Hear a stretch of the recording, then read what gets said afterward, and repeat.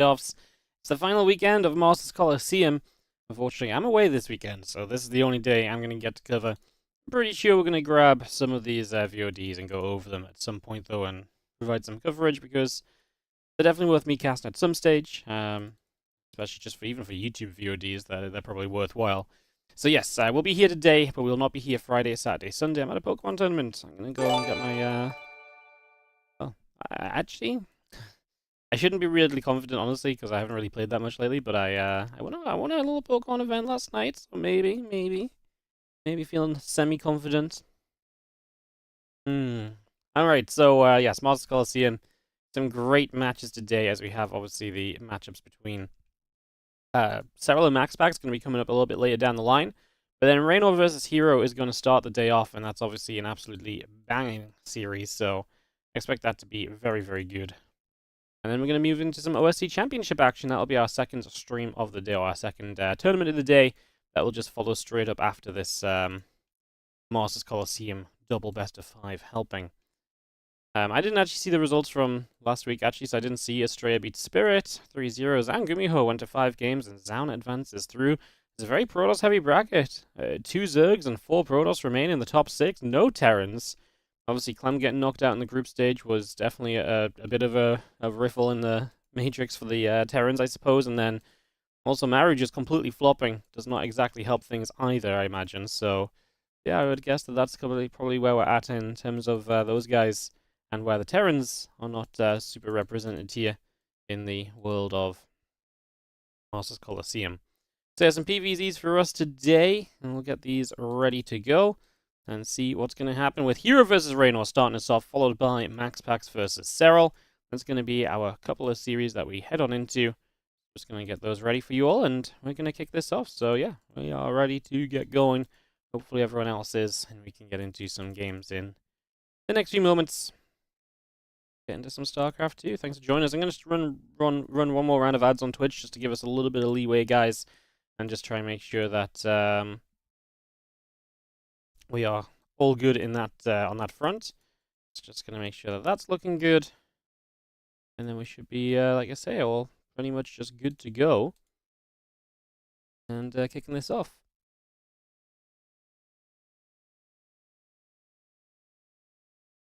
Cool.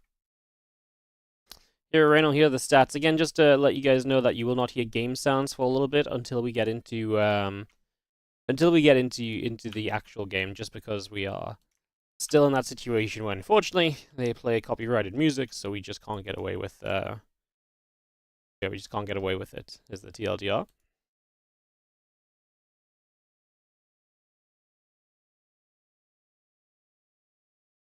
So yes, we can't get away with that. What we can get away with is some PvZ. So yes, we are going to get into this in just a few moments, guys. Get this ready to rumble. Get ready to kickstart into some action.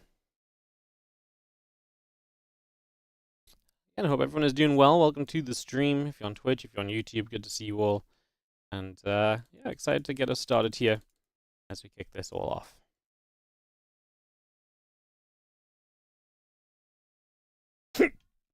Excuse me. Got some hiccups. So, yeah, we get underway. We wait to see what's going to happen. Expecting to see pretty fun set of games here, honestly. I mean, Hero has been playing pretty darn well lately, so kind of feeling like that's just going to be something that continues. I do not see why he's going to suddenly not look as good as he had been recently. He's been, like I say, absolutely beasting it, if you ask me. So yeah, excited to see more of Hero here today, and to see what he's going to bring to the table to kick this off.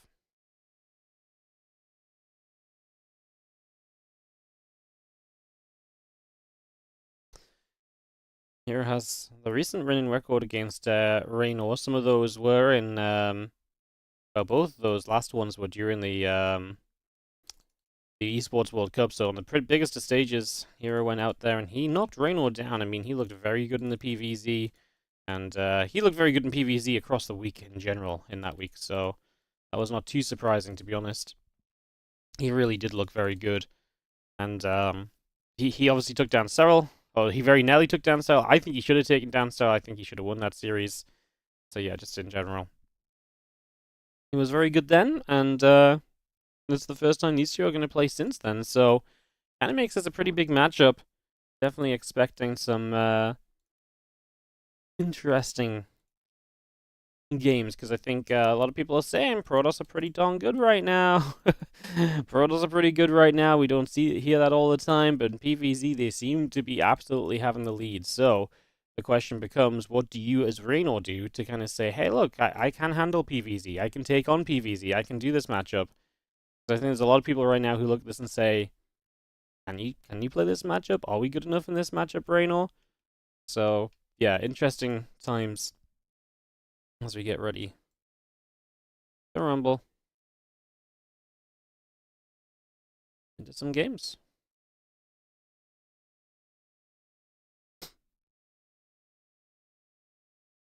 We've been on this screen for quite a long time. Usually we don't stay on here for as long, so I'm wondering if there's a little bit of a delay or so. Whatever it is, guys, obviously we'll get into this ASAP and bring you guys some action as soon as the games are ready. Shouldn't take us too long, really. Usually they're pretty quick at starting, but maybe first match of the day, a couple players aren't here just yet or so. Might just take a moment or two for us to get this all started up. Pros is always pretty good. Well, that's not what they'd have you believe, though, right? we can believe that, but that doesn't necessarily ring true in the in the world of everybody else in the world of pros. I mean, honestly, to be fair, pros have obviously had their struggles, but I do think this is finally a patch where pros are a little bit better. And I don't know if it's truly like pros are too good in PvZ, or if we just need to take a bit of time still to figure out like where we're at, you know? Maybe it's not a bad thing for the Zergs to actually have to spend some time figuring out this matchup a little bit further. Maybe that's a short-sighted view. Maybe there's nothing to figure out and this really is a problem. But I could really be led to believe that,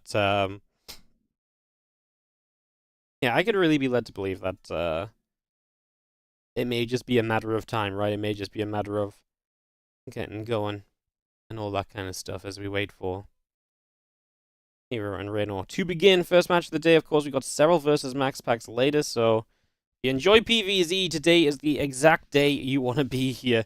Serral Maxpax later on, Reynor Hero right now. I mean, truly an awesome day of games here in the Masters Coliseum. Expecting this to be fun as, oh, we actually have some info about Hero, but that's not going to really help us too much because we can't read Chinese and we don't speak Korean, so yeah. can't really do much with this, guys. We'll watch the interview, and yeah, we'll just tell what he thinks by his facial expression. He's like, yeah, yeah, Reynor's pretty scary, but I'm pretty sure I beat him down last time. Oh, Clem, yeah, Clem and Reynor both very good, but I don't have to worry about Clem anymore because he lost. He failed the group stage. Reynor did not fail the group stage, but that's expected. Zerg find it difficult to fall, but not to me. I'm a PvZ god. Read Chinese. It's Korean. That was not Korean. That was not Korean. That was Chinese text.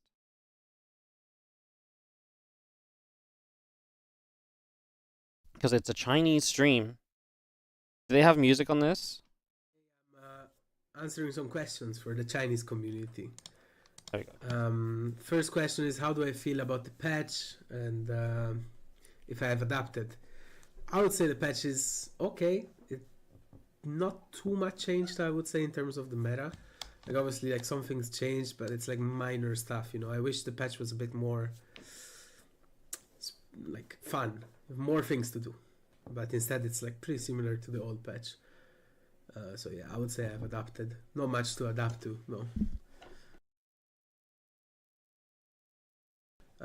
Second question is, I have to evaluate my performance in group stage. I think I was okay. Like, first place, not bad. I did not really had too many high expectations for myself. You know, I haven't been completely locked down on Starcraft 2 lately, so I wasn't sure if I was going to do well or not, but ended up being okay, so can't complain really. I would say 8 out of 10. You seem to have played a lot of League of Legends recently. Do you think there are areas where Starcraft and League of Legends can help each other improve skills? It's pretty funny. Yeah, I've been playing quite a bit of League of Legends. Yeah, I think so. I think there's a lot of areas where similar things can happen and you can take different approaches. It's like a really tough question to answer in such a short period of time, but I would say yes, for sure. Everyone knows I've been like cooking up stuff on the Rift, you know. What do you think the difference between WTL and individual events? Well, WTL is a lot of fun since the team is involved, and I'm very proud to represent Basilisk. And when you play a team event, there's more emotions, there's more hype, there's more stuff, you know, going on. So it's always fun. But I'm also a fan of playing for myself, you know. I like winning.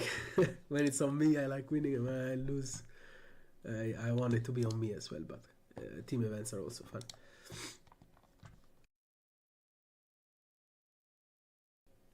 And then just last question is just future prospects and talking about New Year. But yeah, I'm recording this video in 2025, so Happy New Year, everyone. Shout out to the Chinese community. I'm a big fan of the Chinese community. Ni hao, ni hao. And yeah, future, we don't know. It's been a bit rough lately. Everyone is a bit negative, and we're just waiting. We're in a bit of a limbo. Just hopefully we can get out of it soon and get some good news or something. I don't know. Don't know what to tell you guys. Hopefully. Thank you. Bye-bye. That is Reynor. Just gonna mute up again, guys, just because I'm expecting us to have some music that we can't play on stream. So just gonna hide that for a moment or so as we get ready for this Hero Reynor PVZ. Like I say, it's a big one. It's a great day of StarCraft 2. Everyone is excited, I'm pretty sure. So yeah, we're gonna get into it. We're gonna cast some games. We're gonna get this PVZ ready to rumble. Pick this off and see what happens, how it goes.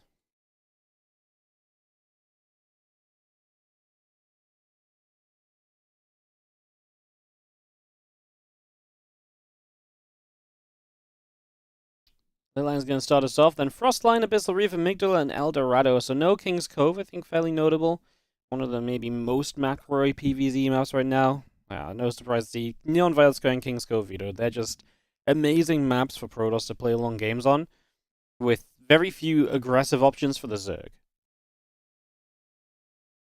And then Hero bans Whispers of Gold and Ultra Love, some of the smaller maps in this map pool. Maybe Frostline, you could argue, is a little smaller. It is also kind of a weirder map that maybe isn't so good, but yeah, a lot of maps here that are going to give Hero a chance to play into that 10-15 minute stage of the game, and if he can get there, I actually do think that recently Hero's game is extremely good if he gets to that kind of a point, so we'll see what happens. We'll see how it all goes down as we get ready to go in on Leylines. So Leylines to start us off, then Frostline, then Abyssal Reef, then Amygdala, then Eldorado. That's going to be how we go. Do we need all 5 maps? I'd be shocked if this... Honestly, I think... I'm not sure. I don't think it'll be a 3-0. I think it'll be a 3-1. And I think I prefer Hero, but I'm not 100% sold on my own kind of conviction there, I guess. So I guess we'll just see what happens as we kick off into it. Thank you so much, SR. Fireball going to kick us off with the 61-month resub. We also had Ice9 on the 77-month resub as well earlier. 40 years life, missed you over the weekend. We should have made an SR Fireball. Dead game or not, keep it going. We are going to stay casting StarCraft 2, guys. I mean, I've said it a lot, but it's kind of obvious, right? I do think there will always be a place for StarCraft 2 eSports. The landscape may very well change if we don't have a major circuit, but I'm pretty confident we can continue to stream and continue to put on StarCraft 2 tournaments and have a good time. So, as long as you guys are here supporting and watching and tuning in, then that's all we ask for. And I will continue to do my part to keep giving you guys some games as well. So, there we go. Pool coming down. Hatch pool. And no gas just yet from Reynor to give us a little bit of an idea of what the very first few moments of this is going to begin looking like.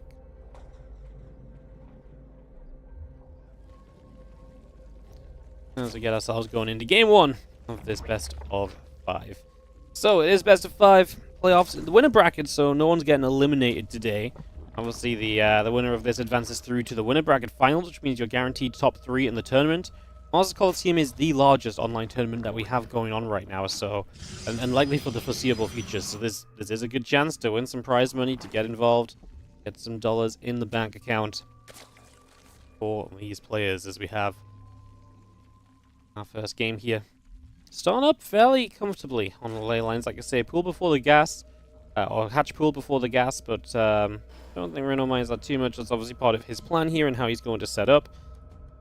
I don't think Hero can do too... I mean, it's going to be a slightly later link speed, so we'll see if Hero can do anything to particularly take advantage of that in the near future. I don't necessarily think those opportunities should be really there, but we will see. As the Adept Chrono boosting out, the Stalker poking away at the Overlord, and that Overlord trying to make it down to this high ground right now. Is going to try and get across into position. You see a Queen on the way out, Stargate still building, the Nexus is on the way as well, so we continue to bring as much up of that as possible. As again, the Adept starts up on the gateway, Probe pulling back in toward the natural, Stargate in production, Nexus on the way, and now game number 1 of this best of 5. It's, like I say, off to a fairly reasonable start. Stargate, I think we're going to see, if we see 5 games, we see it, at least in 4 of them. I think Hero might have one map where he might prefer a Twilight Council opening, more so to mix it up than anything else. I also think if he sees some good setups with the Stargates in game 1 and 2, I don't think he'll necessarily go into that Twilight for the map he might have potentially planned for it anyway, right? So, yeah, I think if he just feels as though his Stargate play is good, his Oracle control is there today, and that his opponent is struggling maybe a little bit with that, I think, right, Hero's going to look at this and say there's no reason to steer away from what is working. Once the Adept and the Stalker together going to come through, I'm going to go after those couple of Queens, so get a little bit more damage dealt right there.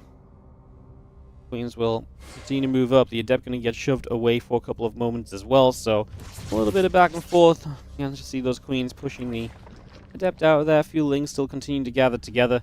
Again, Ling speed, Queens, drones, Lings, Spore Crawler, and Hatchery all continuing up for the moment.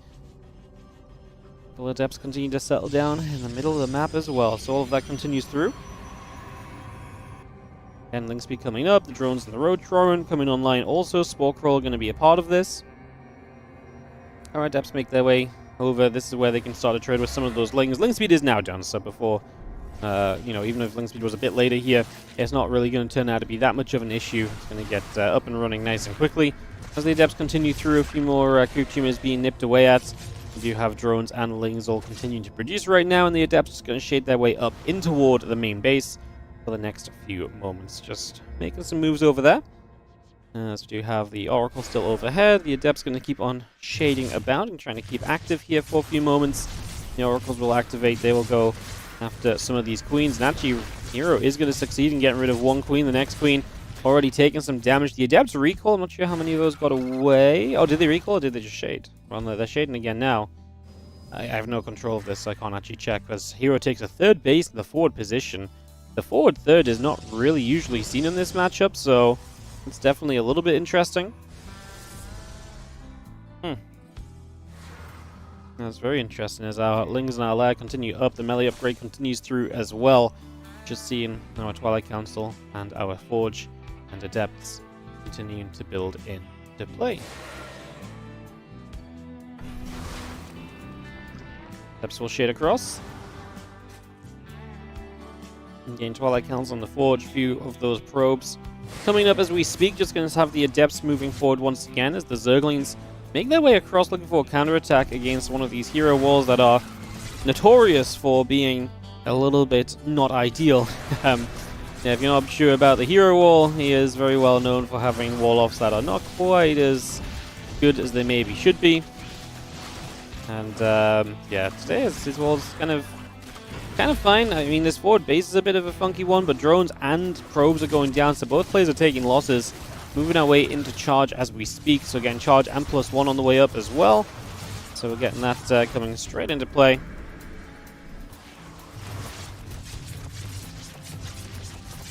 Yeah, Deb's just going to keep moving around. This is 10 drones dead. It's taken Reynor a long time to clean this up, so taking a little bit of time, definitely being a little bit of a problem. The Ling's going to continue over. Those Debs will now fall.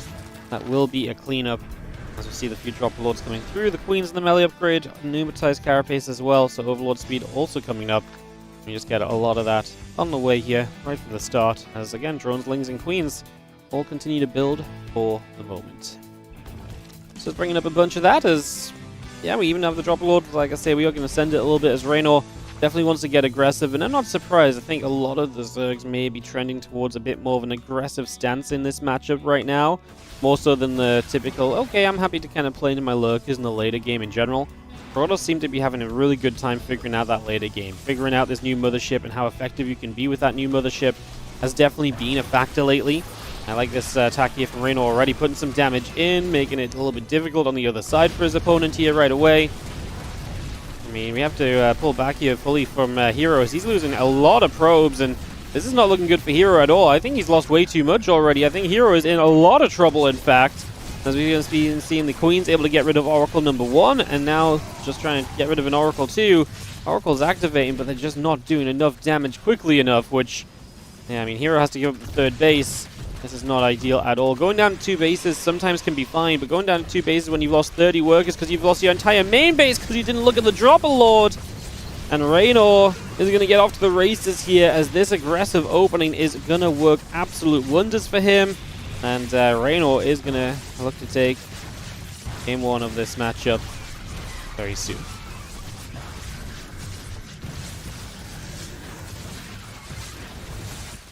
Yep, I mean, you don't really fight back from here as Hero. There's not much to really be done in this scenario now. Just gets a little bit too difficult to really do much else. Well, Archon's going to try and hold on. I mean, Hero will obviously make an effort, but like I say, he's lost too much, especially losing the units in the main base. The drop load in the main really was the kind of the knife in the heart for Hero, where I think he could have done very well otherwise. Unfortunately, he is just going to turn out to be not quite what he needed, as... yeah, these roads will keep hitting. The few Archons are nice, but we need some kind of support for them. I mean, you can micro all you like with these, with the War Prison. I'm not going to believe that that's going to be anywhere near good enough for... for the moment. It's going to take a little bit more than that to convince me that we're going to be alright, as we do have a lot more Lings. The Roach is on the way. I'm just going to see GG called. Reynor is going to take the opening map of the day here, so Reynor gets off to a 1-0 lead comfortably, as this got a little bit messy, right? I mean, Hero was dealing damage, Reynor was dealing damage. They were both setting up to kind of get some work done, and then it just didn't quite go well enough, unfortunately, for Hero, and he just definitely, he gave up a lot of units, I guess, harassing, and just was not prepared at all for the counterattack, and just seemed to affect him more than what he was able to do affecting Reynor, unfortunately. Well, Reynor picks up the first win. Well, I did say I came in preferring Hero, but I have to say I do think that mostly comes from the idea of Hero's going to be able to force some later games. And if he forces some later games, I absolutely think he's going to be looking great there. Though I do think back to the group stages, and Reynor did a great job against Maxpax in some of those group stages, so yeah. Maybe that's, I'm not saying my opinion's completely correct, to be honest. Yeah, maybe I shouldn't doubt it. I as always, I find it a little bit difficult to place Reynor, because we know he's maybe not playing as much StarCraft 2, and I always think of Reynor at his absolute best when he is grinding, when there's a big event coming up. He grinds, and man, does he look good then, but it's very difficult to place how much of that preparation he's putting into a tournament like this one, right? But yeah, I mean, moments like this, games like this, absolutely can see the strength of Reynor, can absolutely expect him to do extremely well. He puts himself in a great position there to start out with.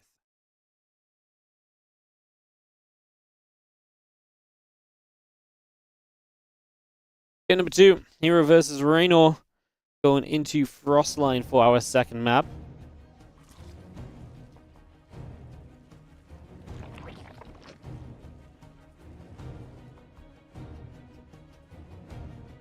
Overlord going to head out onto the map, just going to be setting up and getting moving.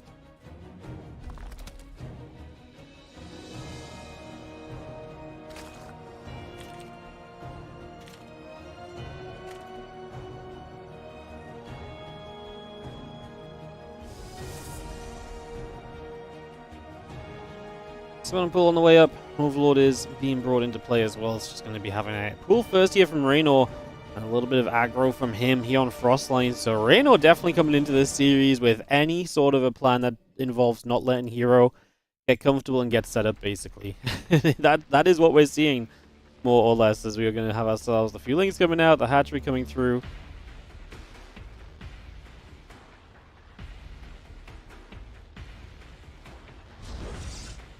Nexus drops into place as our few Zerglings come up. Our gateway gets going.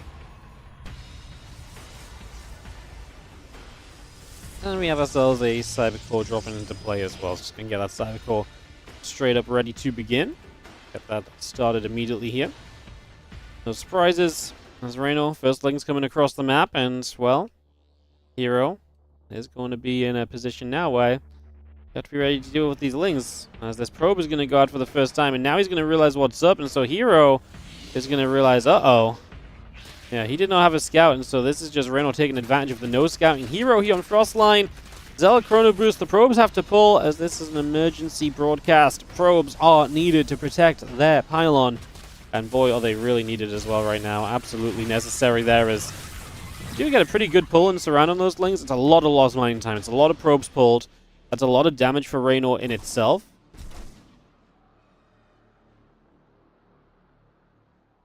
Ling's going to move up to the main base.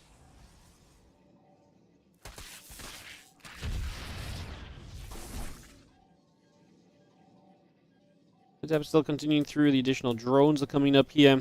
A couple of those lings still going after the probes as well. So just trying to get a little bit more damage done. As the adept chases over, Zergling going to take some shots. For a few moments. We get that all set up.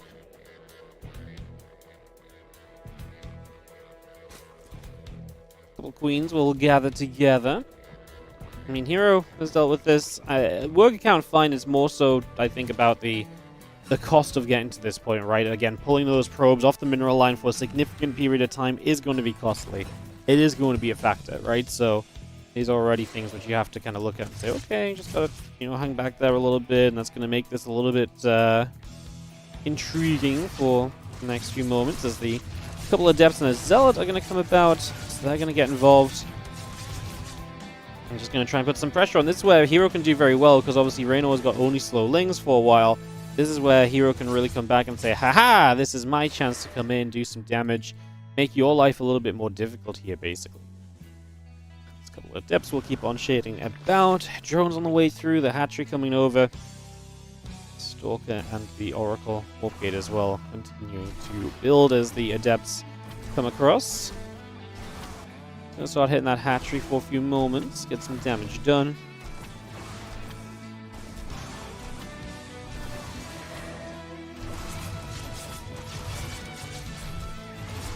I mean, don't expect these units to be able to truly get rid of the hatch, but we are putting some pretty good damage onto it. I mean, it is genuinely going to go quite low on HP here, so hatchery does end up falling quite far down.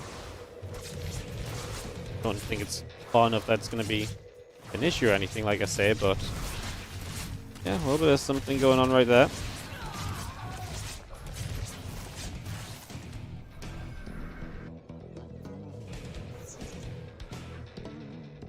Oracle coming back out onto the map, just going to be moving across the other side. Lung speed coming up, melee upgrade coming through.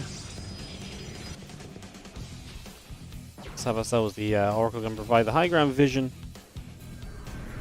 And yeah, just going to work on that for a couple of moments here. Just going to see the Oracles there to provide that vision, so the Overlord will get pinged away at, so a bit more damage continuing to be done. And the slow Zergling is going to work all the way around the left-hand side here, so they're going to come across, slowly get ready to move in towards the natural or so as well. You do see the melee upgrade, the Overlords and Lings all reducing.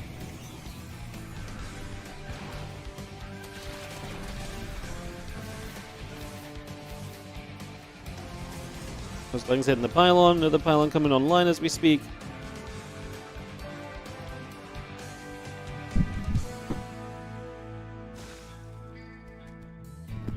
And you get Resonating Glaives on the way here as well, so bring that Resonating Glaives up, melee upgrade coming through.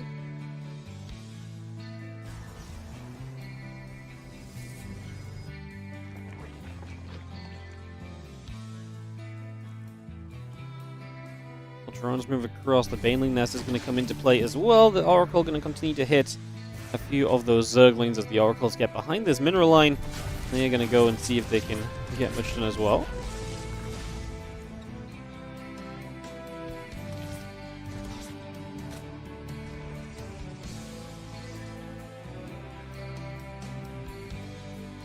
Again, Resonant Glaives coming up, probes, the Robo Facility all coming over. Things will continue to come about.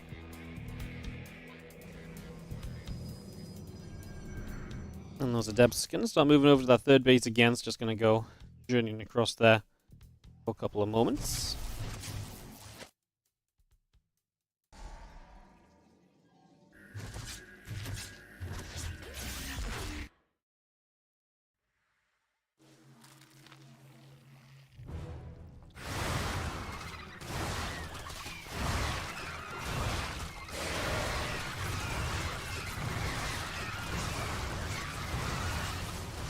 We've seen these Adepts moving straight in, and that Glaive's going to go to work here as Reynor's preparation does not seem good enough.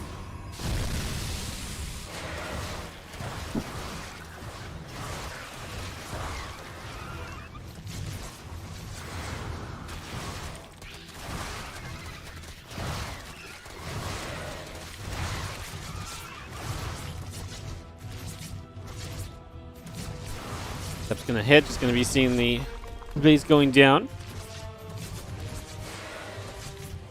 That's going to continue to shade. Blink's going to gather up. Just going to be seeing a Queen still moving about as well. Blink and the War Prism continue to come into play. Extra gates and the Hydras continue to come through.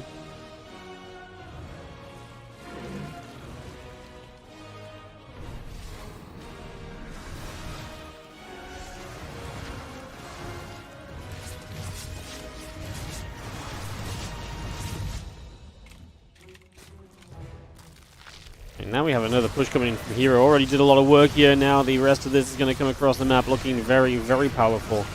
As he comes straight over. A couple of Banes connecting. The Adepts are going to shade into the natural. And that's the problem. We've got to go deal with these Adepts. I'm not sure that's going to be easily done.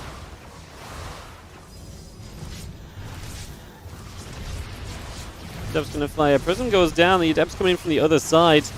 10 drones. 11 drones going down. Damage absolutely stacking up right here. I'm just going to see the Adepts need to be careful about this shade because of the Banelings, but I mean, you're killing the drones to basically just go.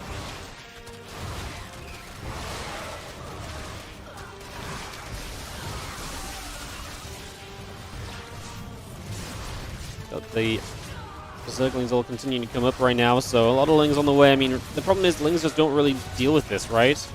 That is very much so the problem, in fact, is that Lings do not really deal with this in the slightest, so doesn't really help you out at all, unfortunately. And I mean, they can slowly clean up, but if Hero does just regather and go again, I do not think he needs to kind of keep pushing right now. I think he can take a couple of moments and, like I say, just reset and reestablish once more. I don't think he's in dire straits for the moment here. Let's just have our Kings and Queens continuing over.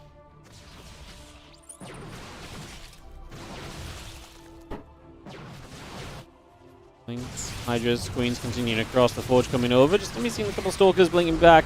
Obviously, we have Blink Stalkers as well. The efficiency is going to be there for Hero, and so Reynor has to tap GG's, and we get to go to a tied-up situation here. 1-1 in the best of 5, and Hero will bounce back. Well, you know, I said he might stick to his Stargate if it goes well for him in the first couple games. It goes badly in Game 1. He goes straight to some Glaives, and he goes straight to a little bit of a different focus on probably one of the maps that is least favorable for Hero to play a longer game on anyway in Frostline. So it probably just lines up well for him to do that. Abyssal Reef next. I'd be surprised if Hero stuck to anything that wasn't going back to the Stargate and the Oracles and just going from there.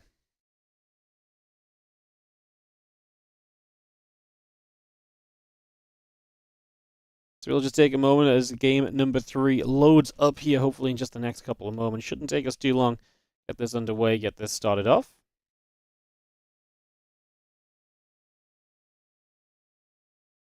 Into Abyssal Reef we go.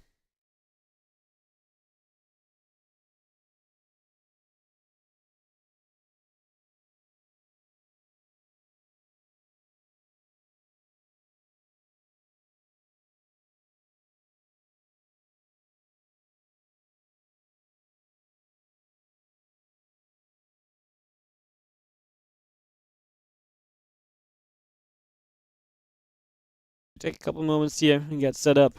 And going to be going to Abyssal Reef. Well, we're guaranteed to see Amygdala as well. Obviously not guaranteed to see El Dorado necessarily, but we will see where we get to and how it all ends up going.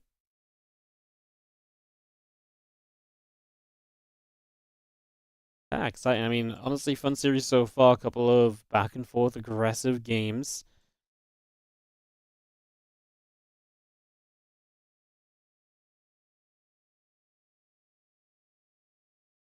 Hero and Reynor go into game number 3 as we get to this one, and away we go. Let's see what goes down.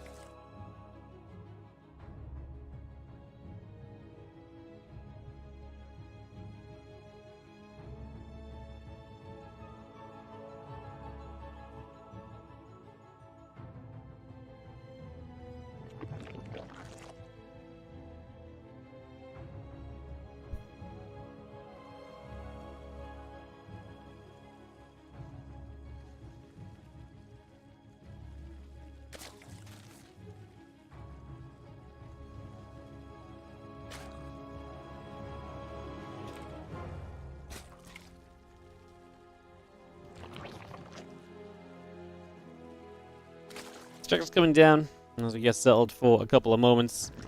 Get set up to rumble. Antichasm cool.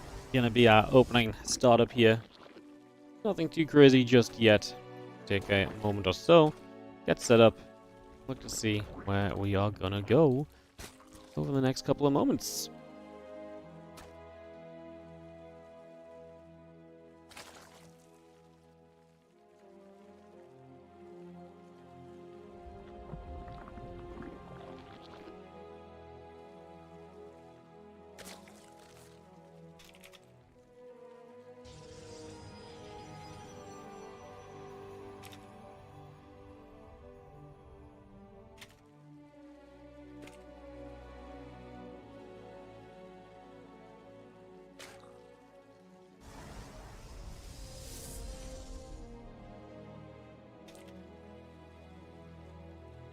Gonna be taking some shots. Couple of queens coming through. Lings and drones coming over.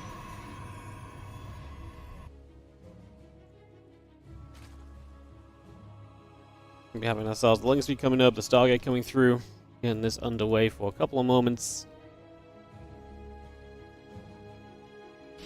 The Stargate coming online. Again, queens and Lings continuing their progress for a couple of moments. We get settled here.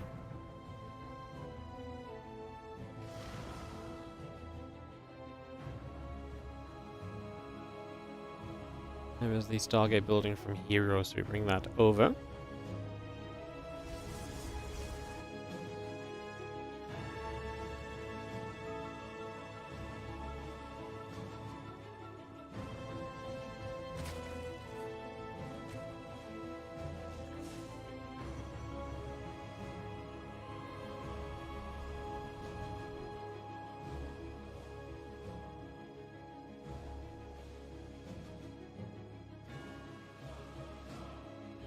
Stalker moving about, coming around, obviously just doing a little bit of scouting in these early stages, trying to see a little bit of what's going on. Stalker going to poke about, Overlord taking a few shots, and we do have the Oracle there providing high ground vision. That lets the Stalker get that Overlord, so that's exactly what the Stalker wants to get. Some damage being done already.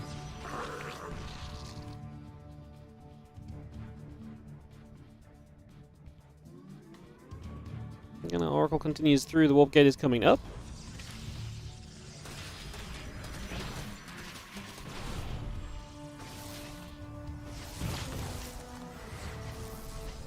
Couple Lings do continue there, cruising about for a couple of moments as well, trying to see what else they can get up to for a few moments.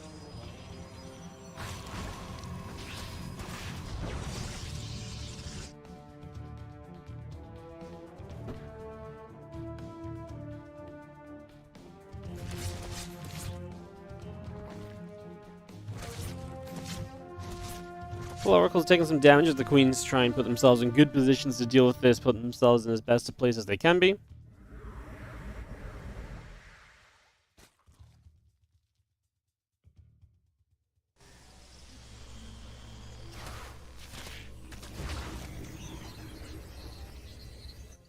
be seeing the rest of the Lings going to go gathering up together. So, again, just going to be regathering for a couple of moments. Get set up again. So, again, just getting gathered. We will have ourselves the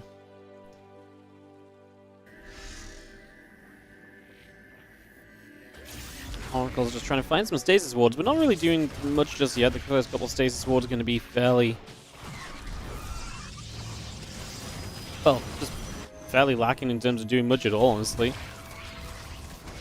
I'm just going to be seeing a couple of Lings on the counterattack. Going to be able to get in there, so we are going to get through for some damage. So in we go.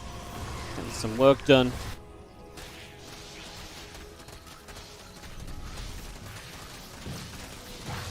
Ling's going to activate as well. Just going to be seeing the Lings continue to chase a couple of probes. And chase away over to the sides.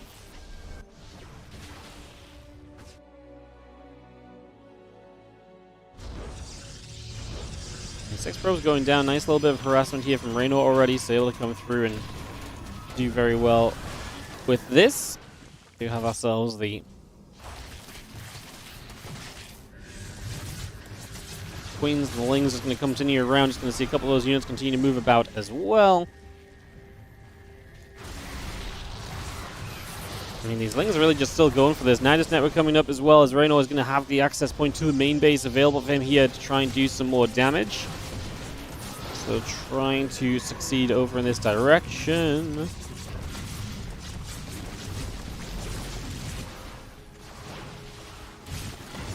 We're seeing those Queens popping out. They're going to continue to try and get a little bit more done. Let's just see the Queens and the Lings firing away. A couple of probes going down. 3 workers going down here at the moment.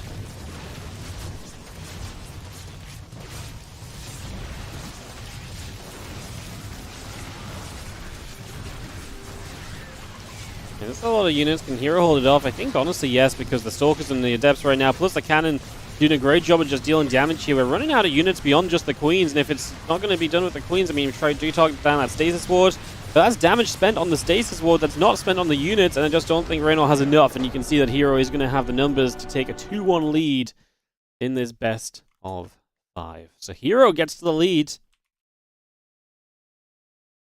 There we go.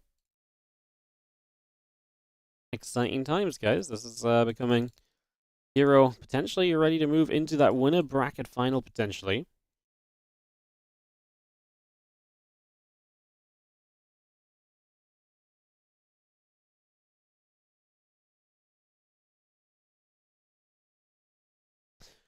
So, next game coming up, we'll see if Reynor can get back on track here. See if he can reset things.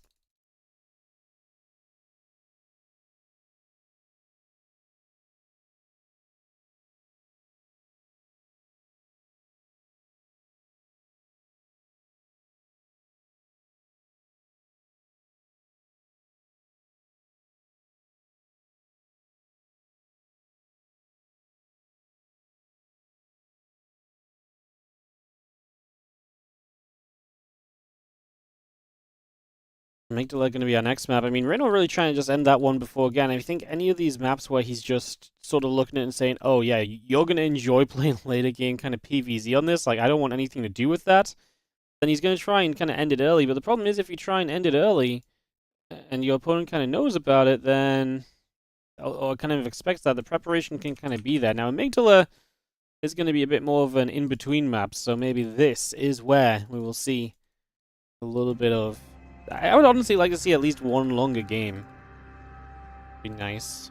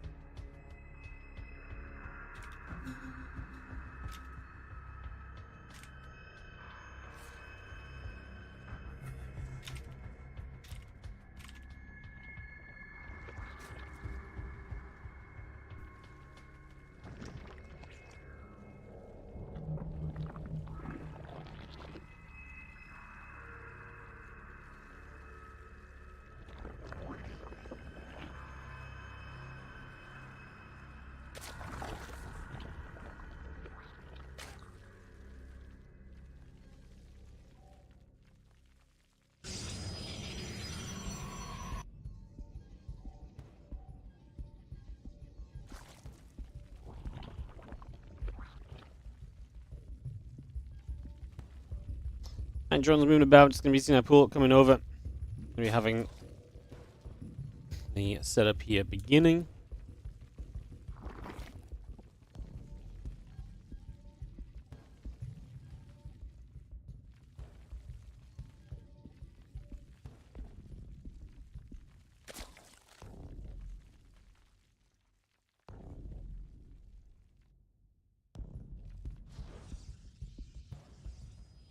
And I'm just going to keep Corona boosting along. Just going to get moving there for a couple more moments as we settle down.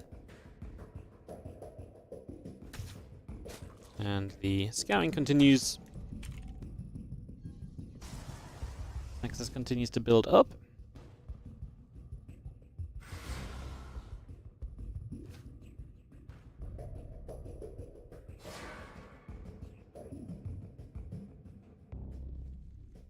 Bullings gathering, Stargate, couple probes, Adept and the Warp Gate all coming through. That's not going to speed going to be a part of this as well, of course. It's going to be quite a factor. So we have ourselves this game for development. Very exciting. Very, very exciting here for a couple moments.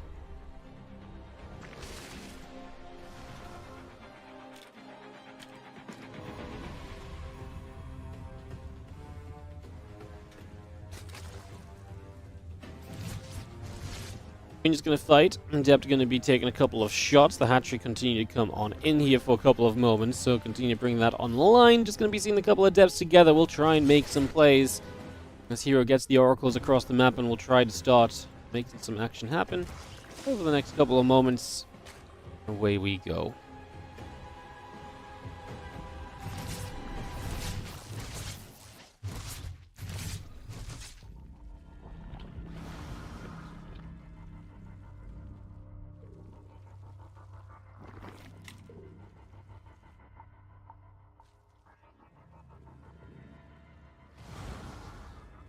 We've seen our Oracle and our probes continue to come about here for a little bit longer, so a little bit more coming through right there.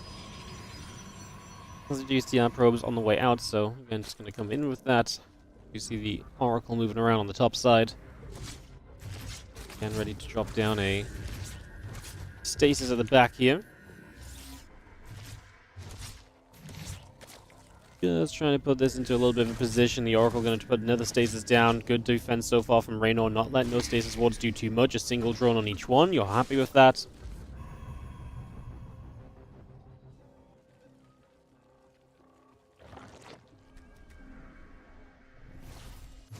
Should be looking pretty fine for you so far. Oh no! An Oracle going down. That's a mistake from Hero. That's unnecessary.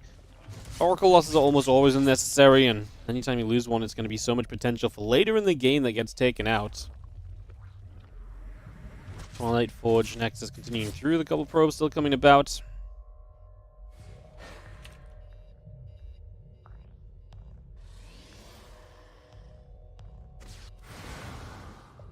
Adepts will gather on the top. We'll just be seeing the Adepts still gathering there. Again, the +1 attack, the blink continue to come through.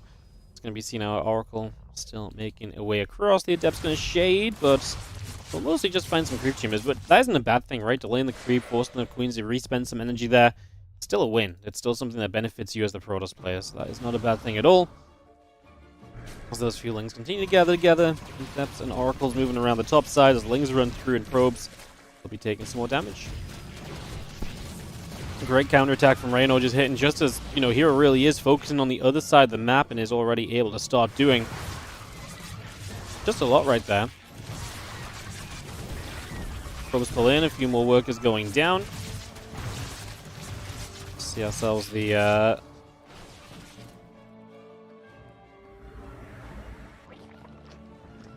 upgrades continuing through as well. Can we take a couple moments here? Set back up.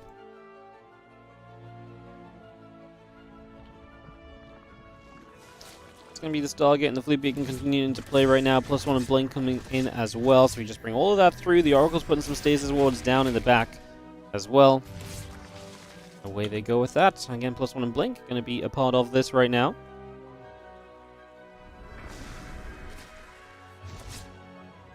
All those little Lings just going to keep moving about here. And again, the Stargate and Fleet Beacon in production. So Hero is getting to a stage, or well, at least wants to get to the stage where you start seeing that later game. This is what we've kind of been asking for a little bit. Some of that later game PvZ, some of that Stargate play, the Fleet Peak can give us a mothership. Those things we've been kind of looking towards as hopefully something we can get a little bit more on. +1 Blink and Flyer Attack upgrades are currently all on the way through.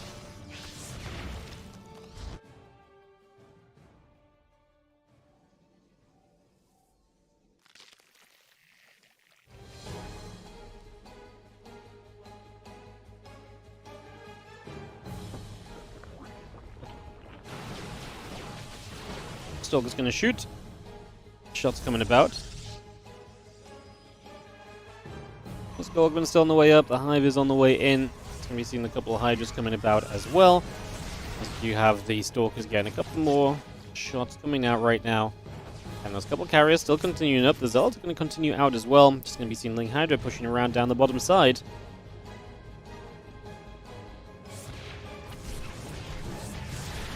Ling's really wanting to get through there as we do have the Stalkers going to blink across. Cannon going to be firing back. The Hydra's going to get there for a couple of those Stalkers to take a lot more damage.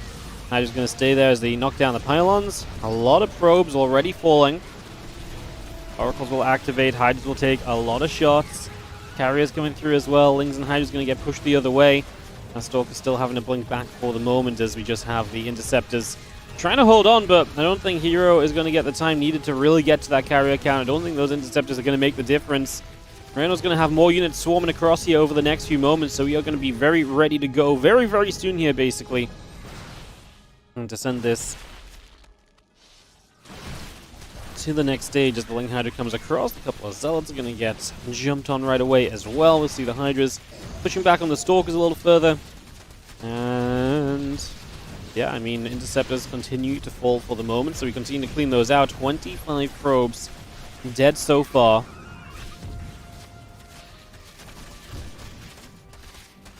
My Hydra still gather up. Just going to be having our carriers coming across.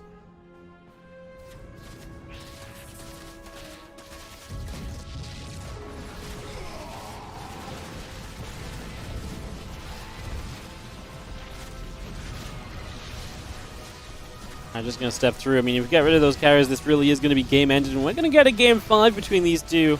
We're not getting long games, but we're getting back and forth action, and that's what we're asking for. You know what? I said I didn't think it was going to go to 5 games. I was wrong. But Reynor is hitting with some really good attacks. He's really making it difficult for Hero to get stable in these games. Really making a lot of that very tough for him. So, credit to Reynor. Doing a good job here and putting himself up into a 2-2 tied up position. And now it comes down to a Game 5 as they battle for a chance to advance to the winner bracket finals here of the Masters Coliseum Edition 8. Reynor and Hero Game 5 here in a few moments will be played on El Dorado. So El Dorado, our final deciding map. And then after this, again, guys, this is not just the best series of the day. After this, we have Serral versus a Maxpax. Serral just lost a Maxpax in a show match the other day. My goodness. And revenge is potentially on the table, question mark. Will it be or will it not be? Those are our questions. Going to be fun ones to answer as we get ourselves set up.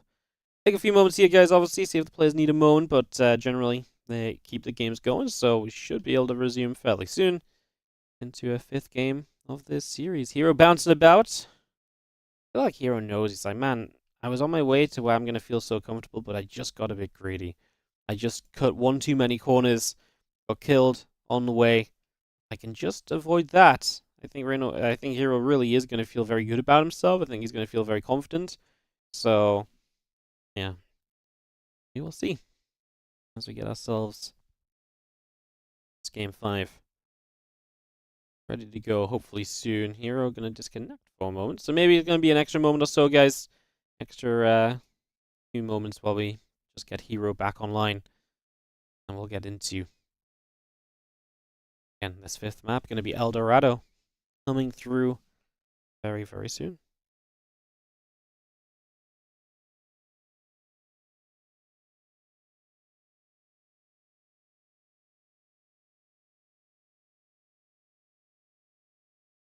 El Dorado.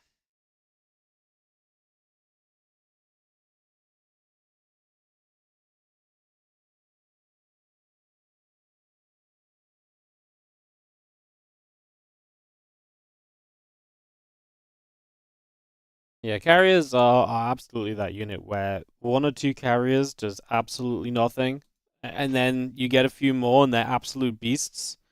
Truly power in numbers, plain and simple. And yeah, it's not exactly easy to get to.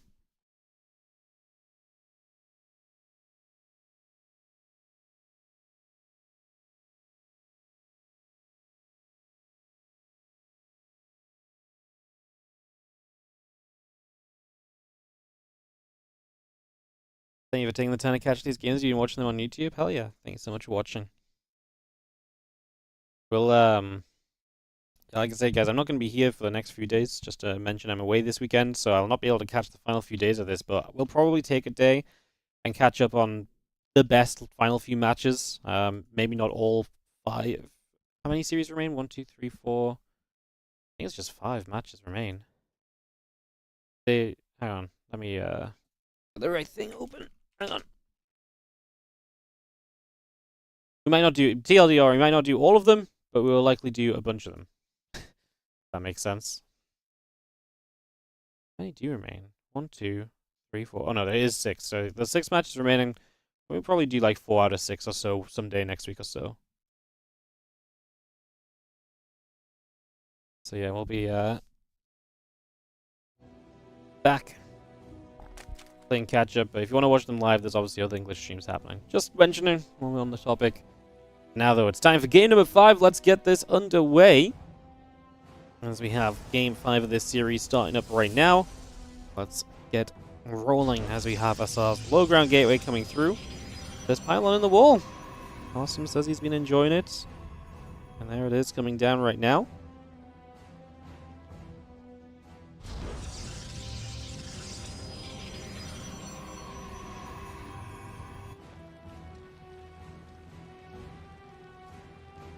We've seen a pro coming into the bottom left-hand side, so it's going to go for a little bit of a scout as well for the next couple of moments. Trying to see what's going on.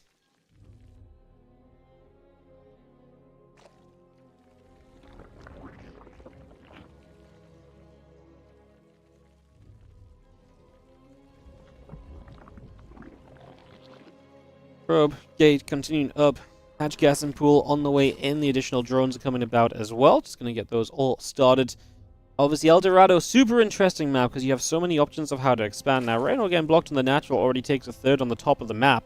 We'll see where we expand to as Hero. If Hero wants to play the long game, if he wants to see the stage of the game he's just not seen at all so far in this series, then Hero is going to be wanting to move towards... More than likely, he's going to be wanting to move towards a...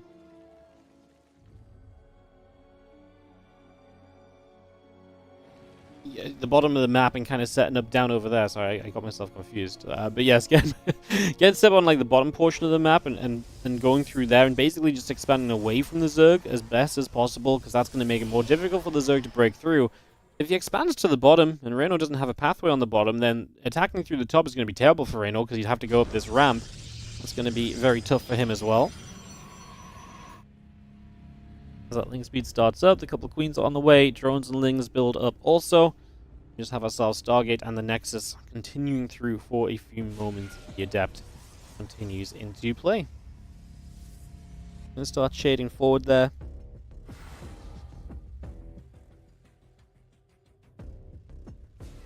And we have that Stargate about to complete. Just gonna have a couple of probes, the Adept, the Warp Gate, all coming through. Link speed, Overlord, and a Queen in production as well. And the Adept is going to move up into the natural. So, a little bit of a look to see what's going on as we do have ourselves the Adept continue to shade around. The Queen going to be there. The Adept shading. Link speed on the way up as well. So again, just try and take whatever we can get from this so far. Adept is obviously going to apply some of this early pressure and try to see where we should be going to.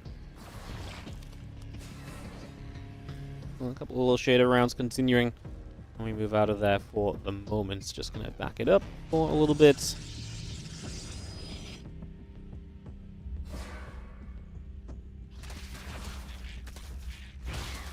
Adept actually gets caught, so the Ling's going to get a catch. The Adept will go down. The Oracle will try to come across, decides not to bother in the end. Thought the Oracle was going to just commit and just say, let's go, let's do this, but no, it decides not to, pulling back as the rest of the links come over. The Nexus is going to get hit upon here for a few moments.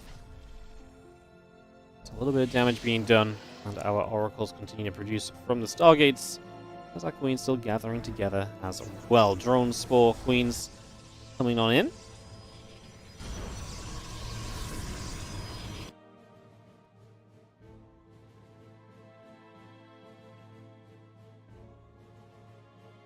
The Evolution Chamber from Reynor as well, obviously going to be an important part of this.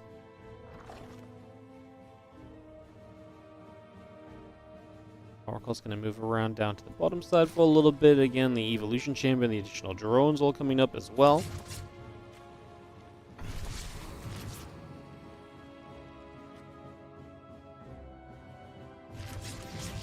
Now the upgrade building, overload in production. Again, the drone continuing to produce.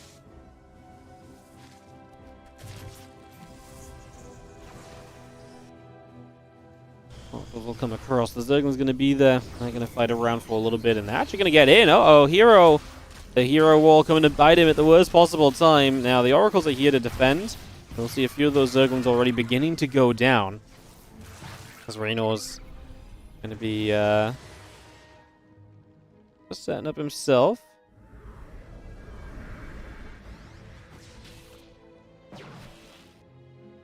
And the blink coming through, the battery coming up.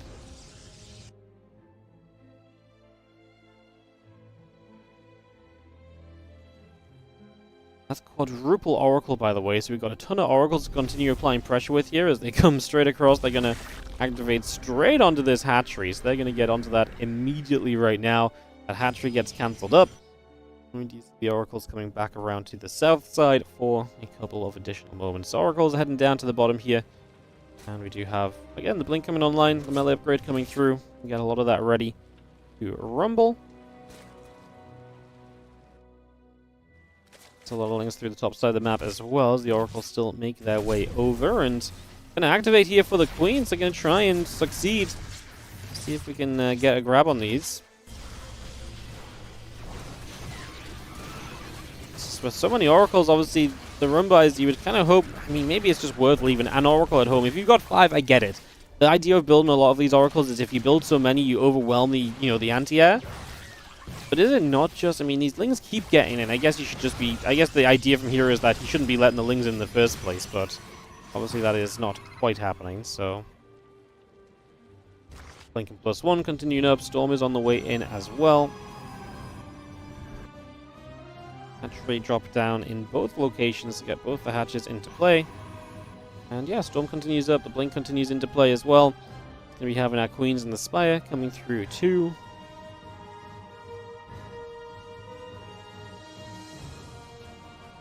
The Oracle's going to come back around into the center for the moment. Couple more Warpins coming by. Going to see how our Oracles continue to come across the other side. The Queens are going to be there. They're going to be able to fire up a little bit. The Storm, the Charge, +1 attack, all coming online.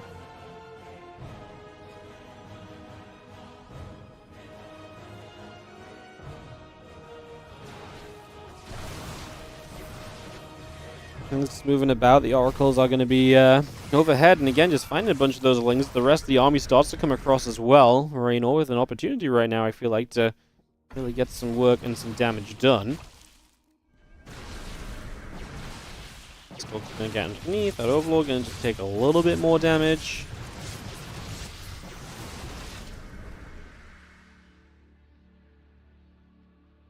Army sets up, and again, we'll just sit there for a few moments. Charging +1, both coming through. A +2 melee upgrade. We got mutas on the way from Reynor, so I like the switch up, and that's something that might catch Hero very unprepared, right? Because we're in a situation here where Hero's current preparation is, well, I guess he does have some cannons and batteries. Obviously, if he's being aggressive and these mutas get across the map, though, there is always going to be potential that something comes of that, so something to think on as our Stalkers get rid of a couple of Zerglings. The Oracles are still just going to be there, continuing to hit this for the moment.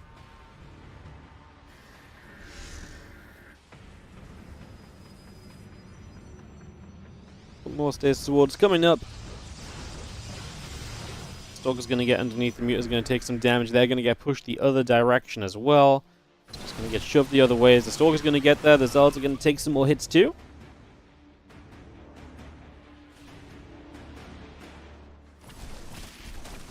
Ling's getting wrapped around. Quite a lot of Zerals getting caught in those by those Lings. Once again, though, the Stalkers are there to try and capitalize and take down a few more. And the Oracles, which honestly just seem as though they have endless energy because of the fact there's so many.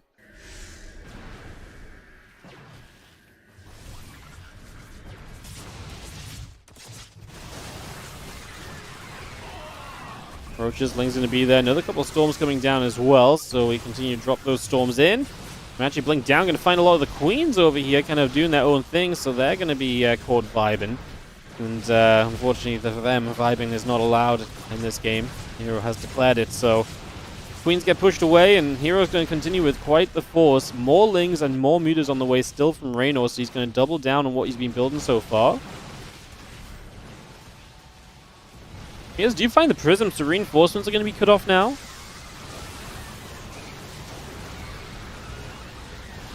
I mean, this is Reynor basically just saying, I can fight this, and he's going to see if he can. Of course, without reinforcements, you'd think there would be a better chance than before, but I just don't think it's good enough as Hero's army looks as though it's going to live through, even if it can't reinforce directly. He is warping in across the map, and he is bringing those units over. So he is bringing those out to the other side.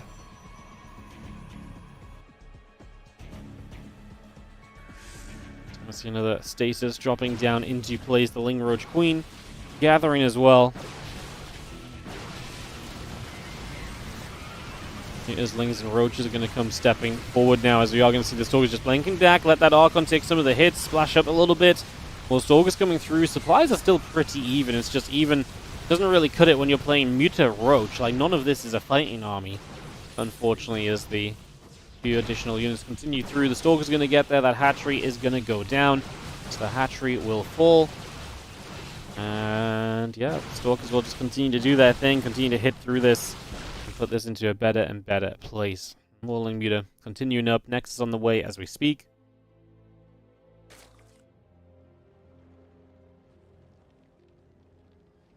Rest of our Mutas coming through. Just going to fly overhead. Going to go after the cannon. Going to go after some probes. Stalker's actually stepping up to this high ground as well. Also going to get involved here and try and find a little extra. Just going to be seeing the Mutas and Lings still really trying to get there. See if they can make a difference or not. Reynor's taking a little bit of a supply lead back. I mean, the Muta's trying to come across the map as well. Not really doing too much yet. Reinforcements coming from the Prism once more.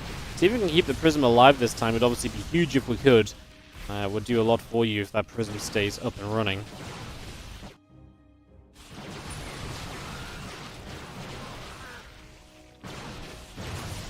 Stalker step up. Ling's going to come about. Just going to be having the gateway still coming down also. Stalker's just going to turn around. I mean, I still think Hero is very much so in control of this, but you absolutely got to take every precaution in playing this out correctly. You do not want to go a step too far. You do not want to get caught in the wrong places. The Stalker's going to continue to step about, and again, a couple of Queens are going to come through as well. A bit more damage being done there. A couple more corrosive files. Our Stalker Archon moving over, and Reynor says GG's. He knows he can't take this army on, and Hero is going to take this one 3-2, and he's going to advance to the winner bracket finals. Continues a winning streak against Reynor, who has not defeated Reynor and Hero in their last few meetups. And like I say, that will continue today with this result coming through. So Reynor drops down to that lower bracket, and he will be meeting a Protoss down there. Does he play Zaun or does he play Estrella? Let me just check quickly. It is Estrella that Reynor plays. So, oh, sorry, no, it's Zaun. So Reynor plays Zaun in that lower bracket. I read it the wrong way around. So Reynor plays Zaun in that lower bracket. That'll be another test of his ZVP, although one I think he should feel a little bit better about. I don't think Zaun is quite playing the level that Hero is recently, so we'll see if Reynor can bounce back from that. That will be tomorrow. Like I say, I won't be casting that tomorrow. I'll probably catch up on that next week at some stage when I find a day free, because we're actually pretty busy. We've got a lot of Starcraft 2 going on over the next couple of weeks. We are pretty much booked out. And a couple of people mentioned me saying, let's run a tournament, and I was like, well, it's going to have to be February, because we really are just busy in January. Anyways, some highlights play up next. Maxpax takes on Serral as we look to see who advances through to that winner bracket final against Hero, and who is going to be taking the dip down to the lower bracket between those two amazing players to take on Estrella. I'd not love to be Estrella there, having to play against Maxpax or Serral next, but all you can do is try your best. You had a decent series against Serral during the group stages, Estrella. That's honestly why I kind of felt we maybe saw the first signs of shakiness for Serral in the PvZ matchup recently, so maybe that will be something that comes into play. And we'll see some of that. But anyways, for now, we'll see what Maxpax and Serral goes down as.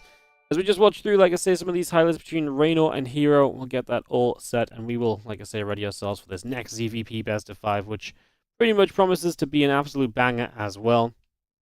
As yo, Ishkiaro, thank you so much for the 21-month resub on the Prime. Thanks so much for casting this tournament. No worries. Thank you so much for watching. Appreciate it. So I appreciate all your support, guys. Thank you for being here.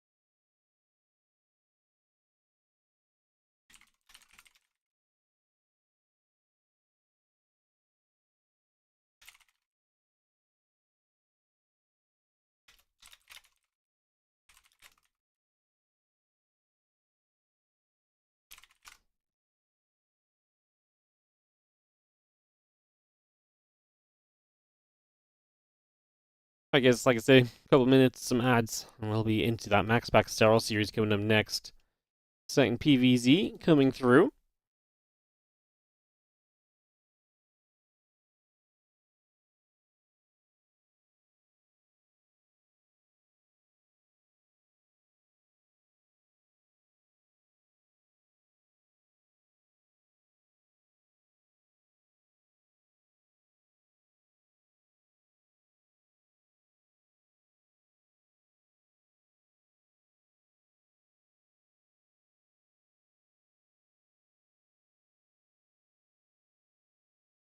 We'll see how long it takes. Hopefully just a couple minutes. I'm very ready for us to get into some more games.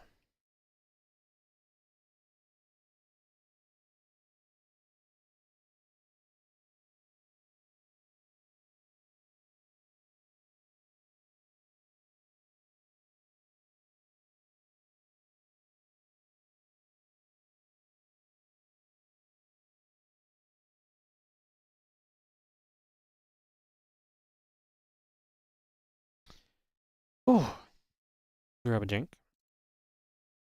Very rumble.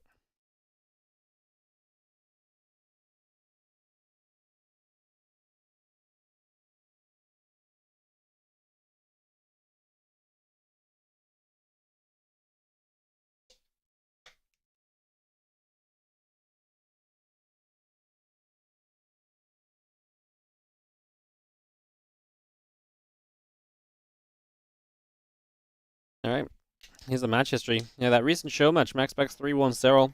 That's the one we got our eyes on. They didn't play in the entirety of 2024. That's crazy, no? That they didn't play for over a year? Wow. That's why. I mean, I guess that's not super unexpected because obviously, you know, Maxpax plays mostly online. Serral doesn't play a lot of online stuff, but I would have thought they would have met in some of the online tournaments, you know? I thought they would have met in something. Apparently not. That really is baffling to me. Jesus.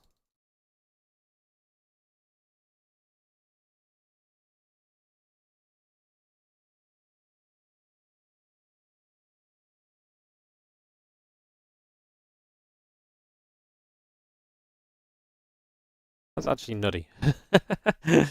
All right. Do we actually have Maxpax audio? Well, I probably adapted a bit. My feeling of this patch. Well, I'm going to talk about from the Protoss perspective. I think it's the energy overcharge is probably the biggest change, and I think some situations it's gotten a bit easier to play. Like for example, I think it's a bit better to play aggressive as Protoss now, and using the energy overcharge for sentry and force fields. But at the same time, I think it's gotten a bit harder, probably in the two matchups mostly. Protoss vs Zerg and Protoss vs Protoss is gone harder at defending all-ins and pushes. Yeah, that's mostly it. Okay. So it's just like, just like Terran, they have the new cyclones. Do you think the cyclones will give you more pressure in this patch? I think the new Cyclone is worse against Blink, but it's probably a bit better against the Stargate. I don't think Stargate opening is that good anymore. It's very hard to play Stargate. It's almost always better to play Blink. Well, I wouldn't consider my performance that good. I think my PVC could need some practice, and yeah, well, I just need to do better in PVC. I don't think my performance was good, but I was lucky that I made it through anyway. I think if they practice a bit more on PvP, they could take maps against me, but they would almost always have a better chance, like higher chances if they play their main ways. So I'm not really worried. The biggest difference is that you're playing for yourself now mostly. It's not as much pressure as it was in team games, where it feels like you have to do well for your team, and now it's just mostly yourself. I guess that's the main difference. Well, I don't really have any plans as of yet. I'm just playing and enjoying Starcraft. In the meantime, well, I'm grateful for all the all the fans, and the people that like watching me play and just enjoying Starcraft. I'm very glad that people still like the game. Yeah, and I'll try to do my best to give some good games in MC8.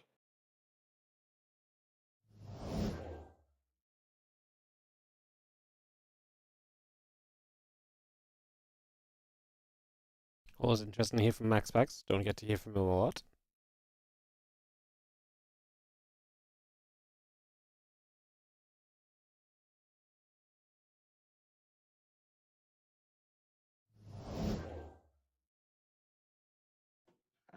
Yeah, I have adapted after playing some matches. I already played a good amount during the PTR test, and obviously played some ever since.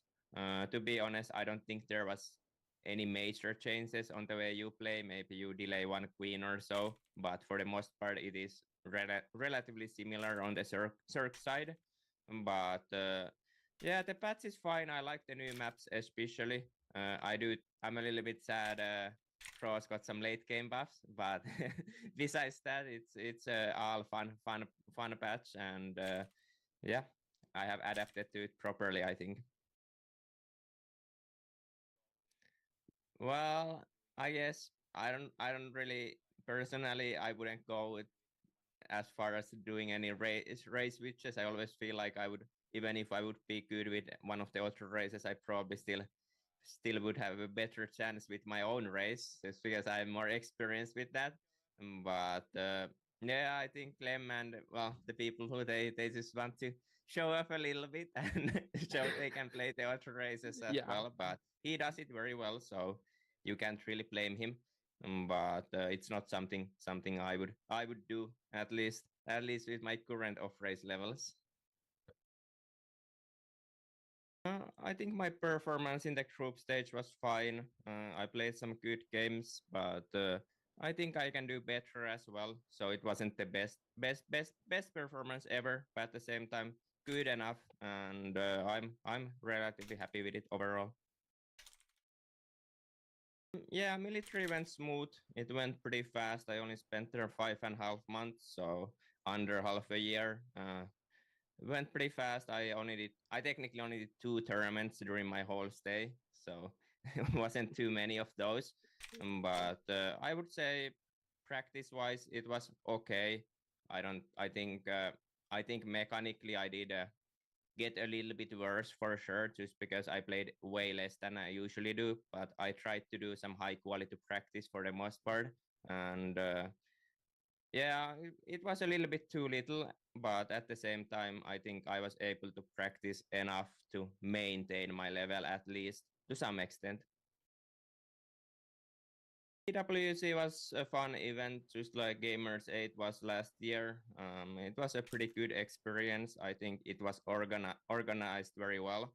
I think the only real downside was there wasn't that many people watching, but besides that, it was a pretty fantastic event to be fair, and I had no complaints whatsoever. It's pretty different, I would say. I do think having a team format makes it a little bit more relaxing, just because it's not completely up to you. Because when you play an individual league, it's always all up to you, and you kind of have to always perform. But with a team league, you can rely on other people as well, and just in general, having talking who's playing against who, and setting up the matches is a fun experience. And like I said, I think it's a little bit of a more relaxing tournament format than the solo leagues, where you actually just have to always perform yourself. Yeah, just happy holidays to everyone. Happy Christmas and New Year's. I hope everyone has a good end of the year, and yeah, I'll try to start practicing big time again when the next season hopefully starts sometime around next year. So stay tuned for that. Oh, Serral. I wonder what his opinion on that is now that it's the middle of January and we still don't know anything.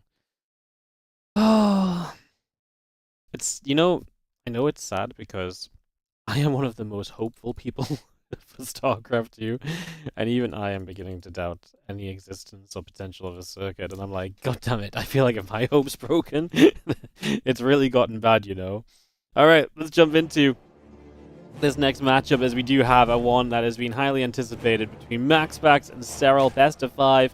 Maxpax got the better of him the other week in a little show match they played. Not sure if Serral was wanting to show everything in that series, because obviously he knew he was going to likely play Maxpax in this event anyways coming up, so there's potential to kind of doubt a little bit there, right? Not to say he didn't try or anything, just saying that that's always got to be on your mind, especially when, Serral doesn't typically play in smaller events. He might have just played a bit more regularly, and even could have potentially seen it as a chance to scout out a bit of what Maxpax is up to, get some feelings for some of these games.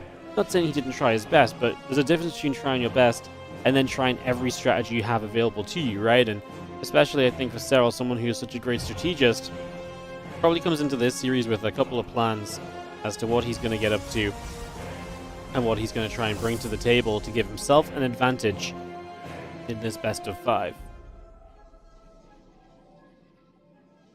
So,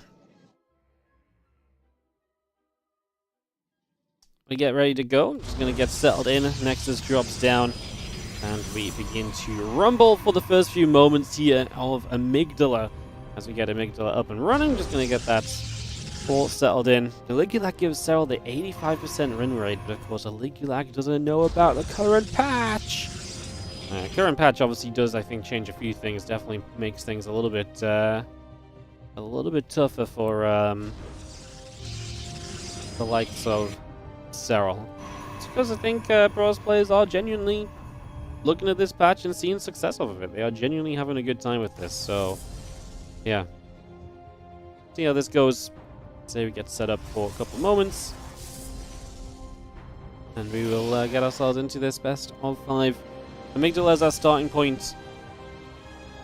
I think Maxpax is going to be quite comfortable to mix up a whole bunch of different games. I think he's going to be very happy to play some longer games. I think he's going to be very happy to play some shorter games. I think Maxpax really is very comfortable just across the board in that regard. I don't think he's going to be overly concerned. Let's just have our Nexus coming through. That's going to be coming up here. Like a little Chrono Boost on that Nexus as well, so bringing that online. The Stargate continuing in. Link Speed, Drones, Overlord, all building.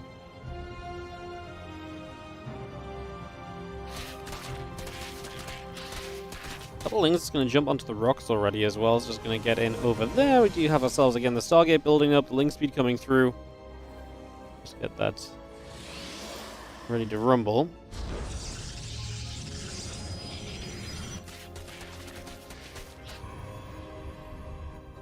Link Speed builds just going to be having, again, the hatchery and the drones continue to come about. Again, the Oracle and the Warp Gate continue to come into play. Just going to be seeing our Stalker continue to step out the front a little bit. So Stalker going to step forward just for a little while. Do you have ourselves the Link Speed coming up? The Queen's on the way.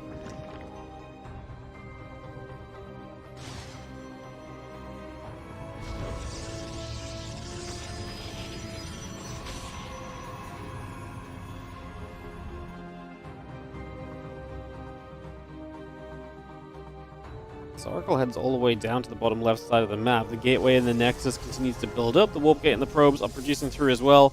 The assimilators coming over. Queen gonna hit the Oracle. And again, the Evolution Chamber and drones in production as well. So we just get all of that brought up right here. The Overlord gets pushed up to the top side. The assimilator's still building in. The Oracle comes back down to the bottom. We do get the Queens to get on top of that Oracle for a couple of moments already. He's just gonna be able to grab that nice and quickly.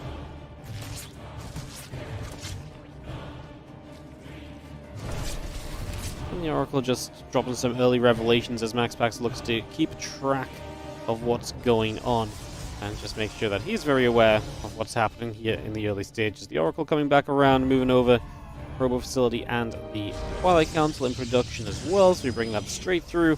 Nexus finishing up on the third base as well, so we get that straight into play. And yeah, Oracle just going to drop another little revelation down, going to chase another few units around there as we get rid of a couple of the creep tumors at the front. Taking those down very early and very comfortably. For the moment, Oracle still flying over. Queen going to be there to help push that Oracle away. Shove that a different direction. We continue to see the melee upgrade coming through as well. So bringing all of that into action here. And we do have ourselves again the Prism on the way out, the +1, the charge. Yeah, again, a few different little things just on the way out to start us off here as the Oracle continues to go after some Lings.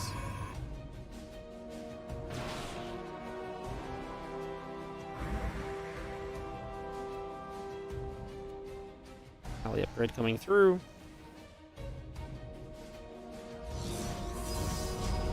There's the High Templars morphing in. So actually going to be seeing this little bit of an Archon drop now on the follow-up here from Maxpax as a way to apply some pressure. I think generally the plan here from Maxpax is if I apply some pressure and I look to generally just get some damage done, I keep myself fairly safe and I also give myself a good chance of moving into a fairly comfortable position of the game, continuing into the next stage as well. So I think he's going to be fairly happy with how this goes initially. Got a couple of Archons coming through right now. They're going to hit up and get some damage done as well. Queen's actually dropping. The Prism taking a few hits also.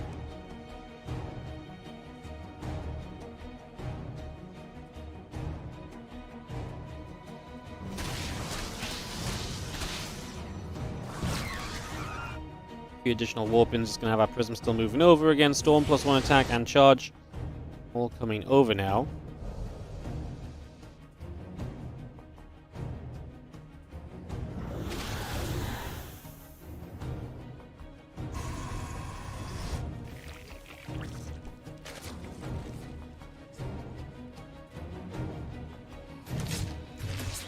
Ain't gonna get on top of that Oracle. Just gonna be able to come straight through with that. Again, there is gonna be a warp in of Zealots. The drop load already building up from Serral. He's gonna have a very similar approach to what Reynor had in the earlier games against Hero, which is let's get a little bit aggressive here. Let's not mess around. Definitely looking to try and get through and deal some damage. Alright, well, again, +2 attack. Starting up, the Storm is just about to finish up as well. We get a few more Roaches and the Overlords coming through too.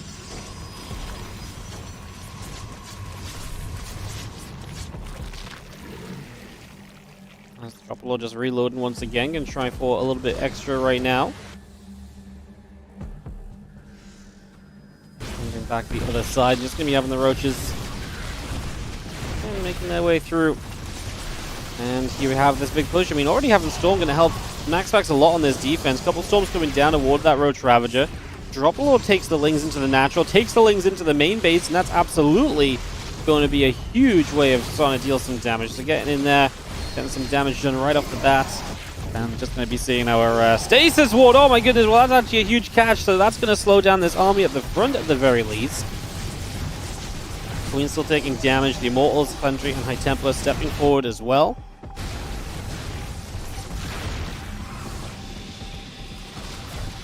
Man, that stasis is just absolutely huge. Maxpax is going to have those units popping out now, and we'll have to deal with them coming towards him. He's going to have a couple of Archons going to fire up. They're going to try and do their thing. Just going to be seeing the Roach Ravager continue to come back around for the moment.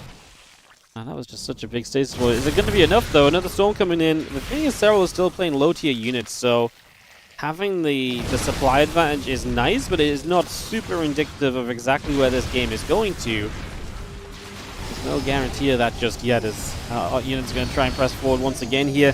It's going to be seeing the Roach Ravager still stepping through. That Archon has to lift up, drop back down. A little bit of action from that. As we will see the Roach Ravager continue to come through. A couple more corrosive bars dropping in as we go. The Immortals are going to once again get involved as a bunch of those bars keep on dropping. And Serral supply is plummeting, and that's exactly what I mean. The tech units of the Protoss player keep on rallying.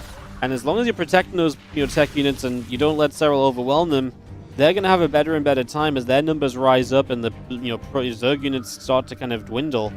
And that's exactly what happens. Better and better fights happen over time for the Protoss, and now Maxpax looking good in this game. Number 1 over Serral. I know we saw Maxpax beat Serral the other day in a show match, but like it would actually be kind of crazy to see him beating him in a big tournament like the Masters Coliseum as well.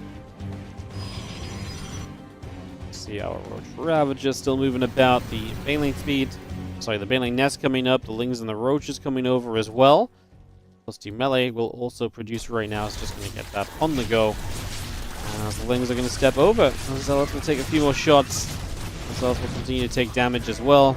So you have our Immortals going to get there. Ravagers are going to get stormed as this hatchery is going to go down. So the hatchery will fall on the 6 o'clock. I mean, this is just an army now from Maxpax, which is extremely powerful. Very difficult for Serral to fight through this. I think Serral is right to focus a little bit on some of the Dropperlord play and just some of the ways across the map to maybe deal damage, because I do not think we're going to have a good time in the long term here. And Serral is going to say GG because he knows he can't clean up this army in the slightest. And so Maxpax is going to take the opening game of this PvZ, best of 5, and that's already going to have us kind of looking at this with a little bit of a gleam in our eyes, a little bit of excitement right now. Okay, feeling it, excited for it. Abyssal Reef coming up for map 2 of this best of 5 series as Maxpax takes the 1-0 lead over Serral. Game 2 coming up in just a couple of moments.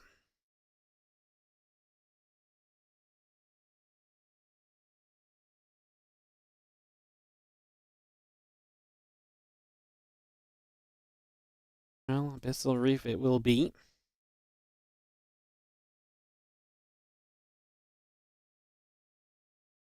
As we get that rolling in a second. Headlines coming up. After that, that is guaranteed, of course. Eldorado and Ultralove will only be if Serral starts to take some maps. We kind of expect that. A 3-0 would be a genuine shocker of a series. I think we went a little bit too soon, guys. I think we played the beginning screen while we're still in the lobby. That ain't gonna help. That ain't gonna do you many favors. Only vested 5, you'd like to watch them play the whole day? Be a treat, wouldn't it? Yeah. When players like this play, there's never a series long enough, really, at the end of the day, right? I mean, watching, I mean, like I said, we've not seen Maxpax and Serral apart from that one show match last week. They hadn't played each other for an entire year in official matchups. Maybe some ladder games, which we saw on streams and stuff, but man, it's just not something you get to see every day, right? It's not something we get to see every day, that much is for sure. Maxpax versus Serral. Game number 2 of this best of 5. The sound's back on as Maxpax is in the bottom right and Serral is in the upper left.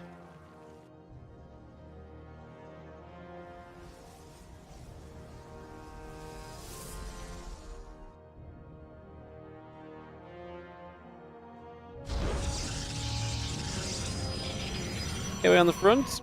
And we do have a probe on the way out as well, so we get that settled down. The probe on the low ground there, just going to mine away a little bit.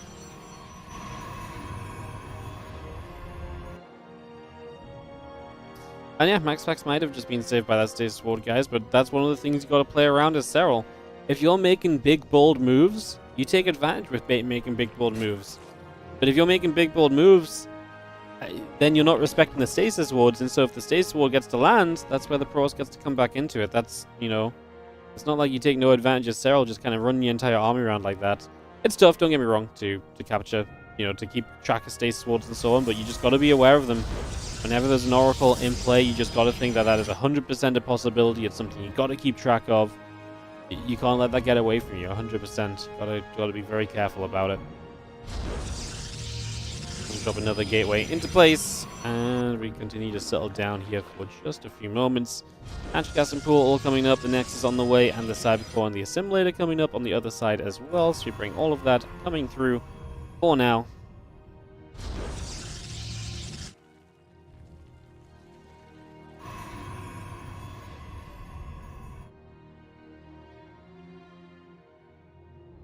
Queens, few Zerglings coming about as well. It's just bringing a little bit of everything up there for now.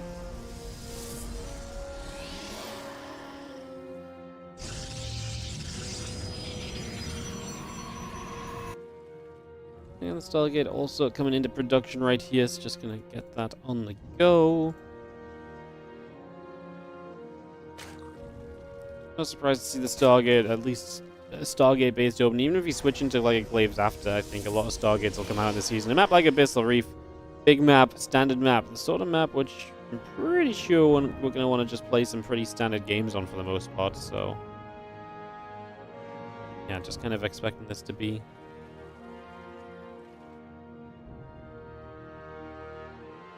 how we continue as we settle into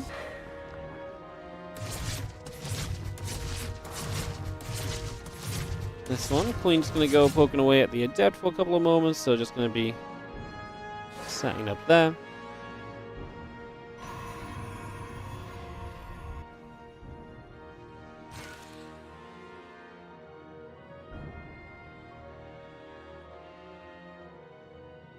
And link speed coming up as well, so just going to continue to bring that through.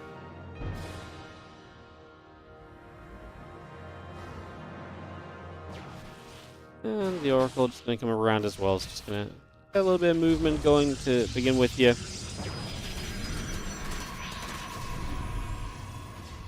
A little bit of action coming about. Nothing too crazy just yet.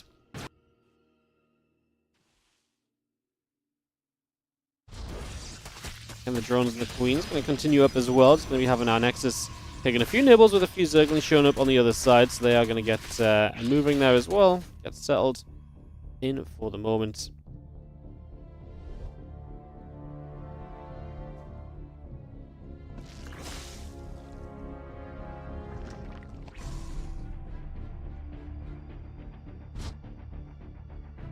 And I've got the couple of Oracles still flying about. Just going to have ourselves the Oracles flying into that natural. Twilight Council, Forge, Gateway, Nexus, all coming through as Maxpax just goes to 3 bases and will again harass with those Oracles and try and find some value with those. over these next few moments. That is going to be where we are at for the foreseeable future.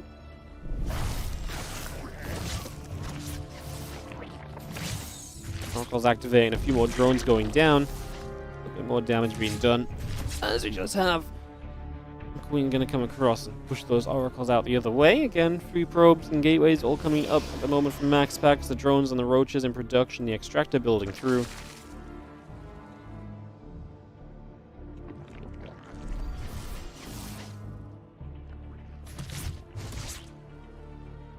Queen step in from that right hand side.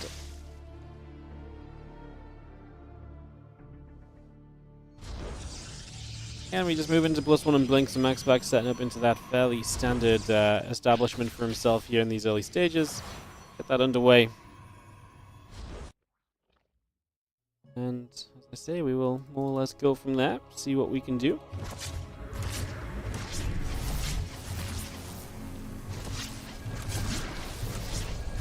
So I see a couple oracles going to fire back. We do have the queens there to push back the other direction as well. So just going to chase those out the other side. And again, Roach is coming over, the lair coming online for a couple moments. We've got that +1 and blink continuing through into play, so again, bringing all of that up and running. The Stalkers, the Adept continue to gather around here.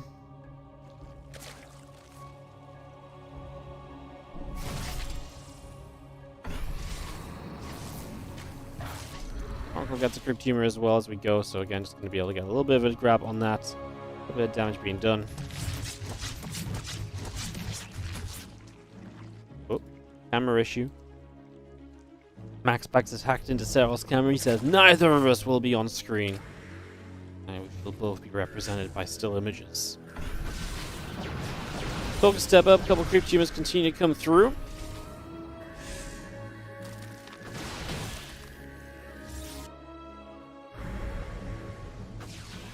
The archives on the way out, the charges continue to build. We just kind of have these Stalkers already pressing upwards. The Roaches, the Queen, step back the other direction. We do see our Zerglings on the kind of position to kind of keep scouting around, so they're going to keep on trying to find opportunities. Whenever the opportunity might arise. Again, our Stalker's going to hit through a little bit. The Ling Roach Ravager coming over. The Stalker's going to have to, blink to the low ground. Oh, the stage catches the Lings that are coming around for the surround as well, so we're going to deny the potential surround that could have happened there. So that's some good news, because that could have gone very wrong very quickly. And we've still got the Storm coming up, the Charge coming up, the extra mutas, +1 missiles, and the Roach speed building as well. And away we go. 10 meters from Serral then, so trying to play this meter style.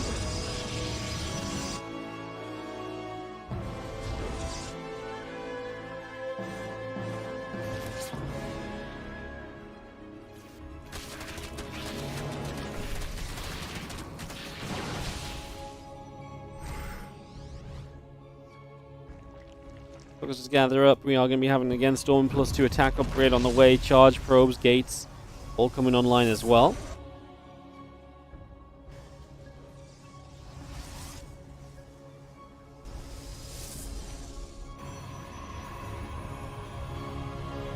Just head down the bottom right hand side. Actually going to be able to dive through, and that's a bunch of probes.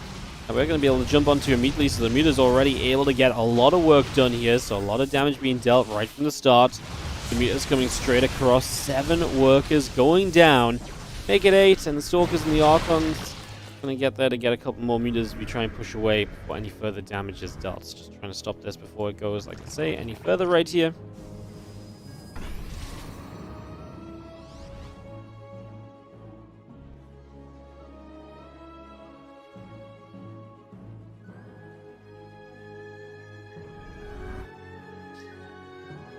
Couple Zealots, couple HTs, +2 attack upgrade, all of that being brought up right now as our Stalker High Templar steps across the map. Hider gathering through the army, all coming to the top side once again. Actually going to get there with the Stalkers able to jump onto a few of those Mutalisks. The Muta's already taking some damage.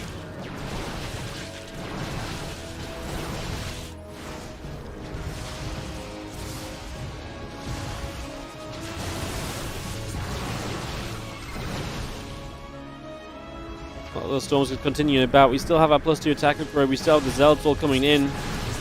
Seismic Spines, +2 missile upgrade as well as Serral is going to try and engage into this from 2 angles. The storms coming down and hitting pretty nicely across a lot of Maxpax's, a lot of Serral's army. Maxpax having to step back a little bit. He'll chase the Hydras and the Roaches down. Confident that a lot of the supply right now from Serral is in reproduction, which it is. So comfortable to step forward for at least a moment or two here. Get onto this hatchery. And away we go. Another storm dropping in. The Lings and the Mutas coming from the other side.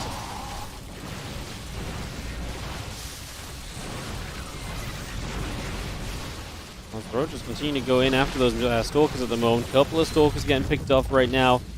Let's have ourselves the again Seismic Spines, melee upgrade, all coming over.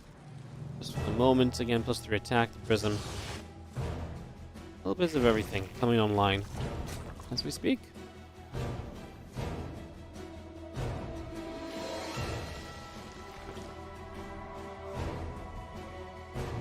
Eight lurkers in production right now, by the way, so those lurkers all going to come up. Bring those straight through.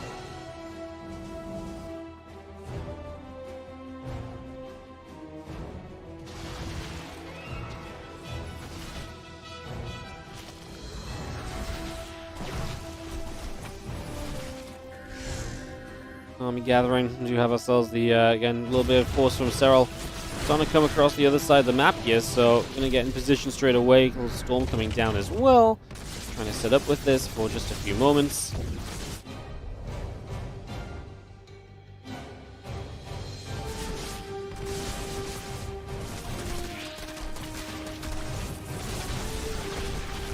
There's a few Hydras and Lurkers going to get kind of caught here, so Maxpax can clean that up. Obviously, you got to be careful because you don't really want to let the rest of these Lurkers get into too good of a position. Got a couple of stasis wards getting some catches. One Lurker already flying up into the sky in the background. So that'll come back over as well. Just going to have now the Ling Hydra cut stepping across. The Overseer still going to be right there as well. We continue to step straight through as the units chase about.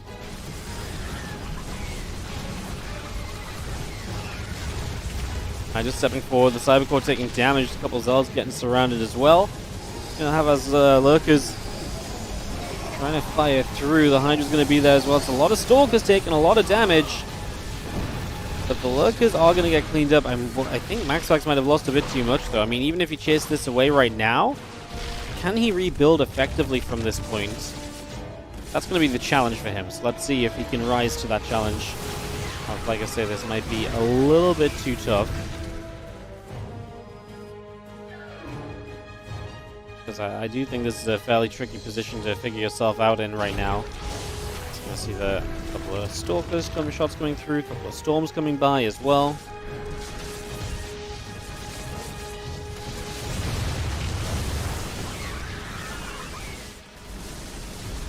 Once again, the Lurker's just able to get in a position. The problem for Maxpax is if you just don't have the supply to really stop these units getting into position initially, you're going to consistently end up in, difficult spots like this one, basically, which is now these Lurkers are in position and it's even harder for you to fight. So losing out on your supply initially really does that to you.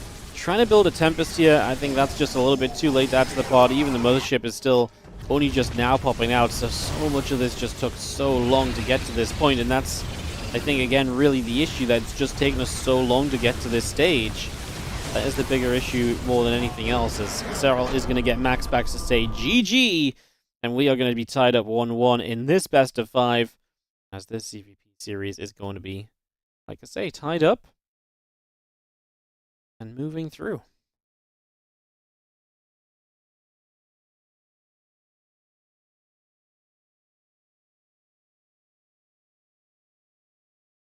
Well, we get ley lines now, so we will see ley lines here for this series. Several.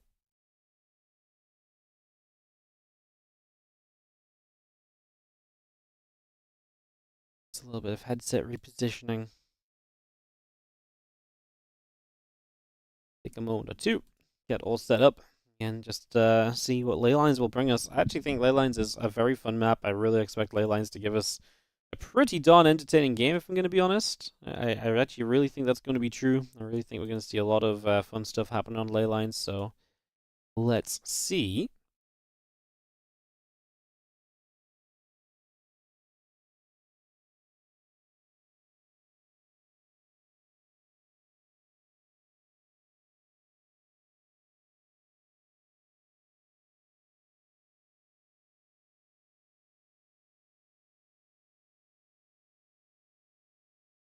Now, Leyland is just a map that has a lot of bases, but does not naturally become extremely campy. So, like I say, it can definitely provide a lot of very interesting, very intriguing games.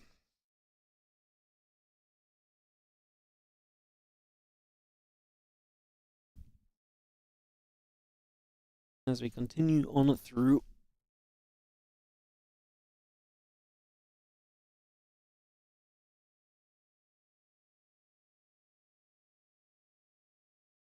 Let's start up. Maxpax versus Serral.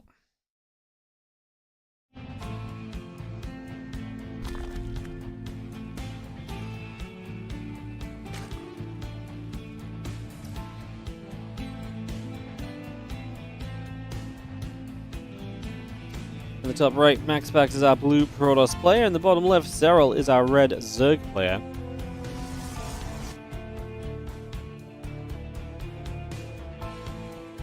Probe coming all the way over to the left, as we do have our gateway and our hatchery all building up for a few moments. We get that settled in just for the moment.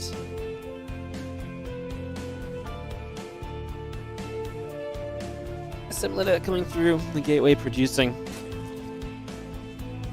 And again, hatch building, drones building, all of that continuing in for the moment. So we bring up as much of that as we possibly can. The extractor going to go down onto the edge here. It's just going to get that set up immediately. Bring that straight through.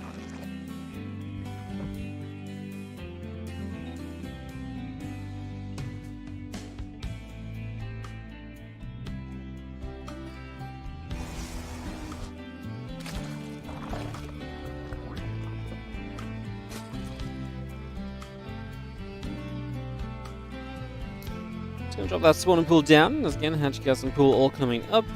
Got ourselves Cybercore, the Nexus coming in as well. So just bring this into play at the moment. And game number 3 is looking fairly chilled out and peaceful. At least for them, at least for right now. So getting to hang around here. As the couple of queens, couple of lings, the drone all building out for the moment.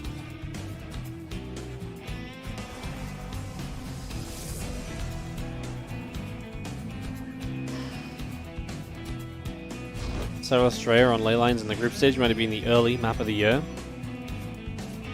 Oh, that was actually last year already, so I wasn't even in this year. That was actually over a month ago. Yeah, this tournament's been very dragged out. I think that was actually 6 weeks ago. So, yeah, it's been a long time, this tournament. It's been just happening every weekend for quite a few weeks back to back to back.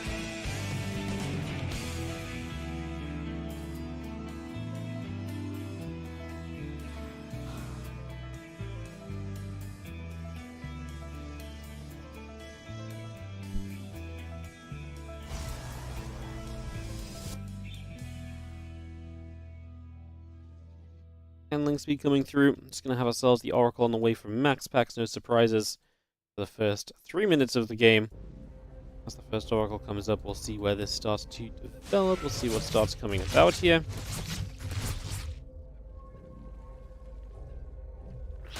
Adept going to take a couple of nibbles. Is going to end up getting pushed away in the end. The Overlord moving through as well. So also just going to be coming across the map as that Oracle steps across.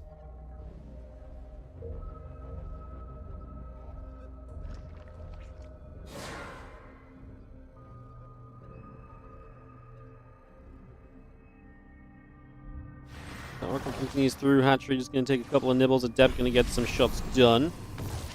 So, we'll just take down some crew tumors here and get this all set.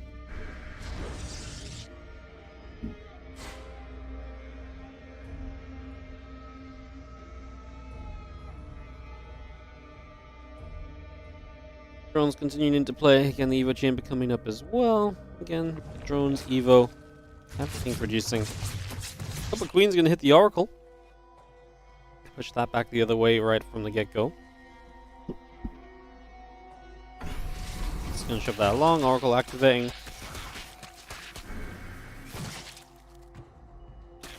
Some creep tumors currently.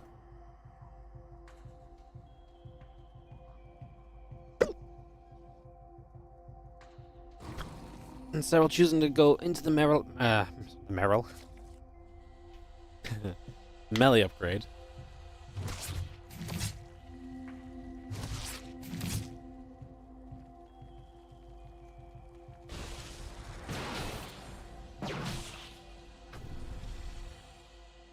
Those feisty lings basically getting set up here from Serral.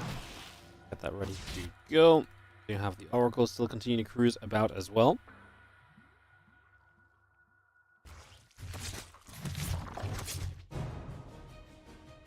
Here's the winner of Reynor Hero. 3-2 advances to the winner bracket finals. We'll play the winner of this series, now tied up 1-1 here, Serral and Maxpax.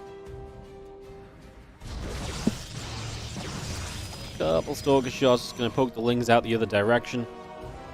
So we can get those pushed, going the other way for a couple of moments.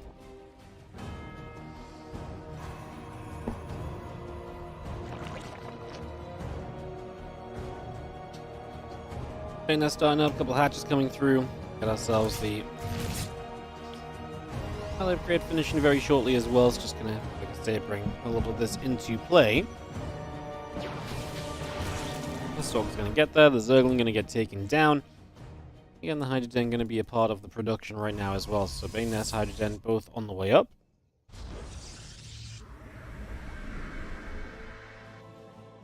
The Link Queen comes back down to the bottom side, so again, we'll be settling here for a couple of moments. See, the Stalker's already going to activate and going to go after some of these creep tumors, so a little bit more of the creep getting cleaned out as we speak. But Hatchery taking damage as well. And this is where you start pushing and doing, well for yourself, but at the same time, we do have on the other side the counterattack of Serral.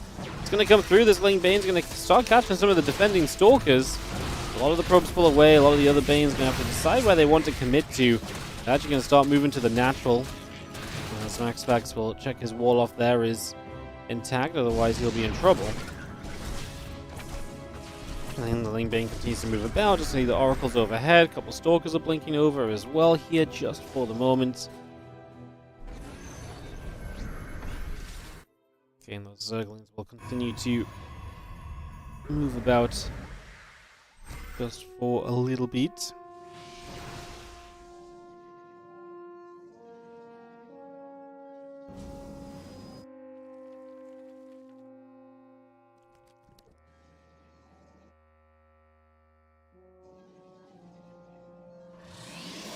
While those additional Banes continue to come about, the Zerglings will gather together. And we do have ourselves the Storm and the +2 attack upgrade continuing into play. So bringing all of that Storm +2 through for the moment.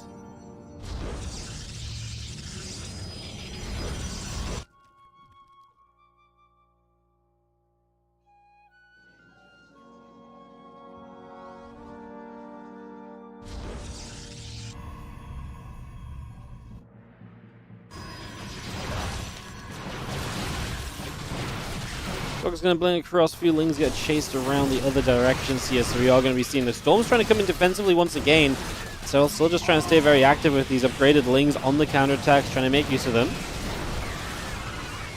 Well, High Templars gather together.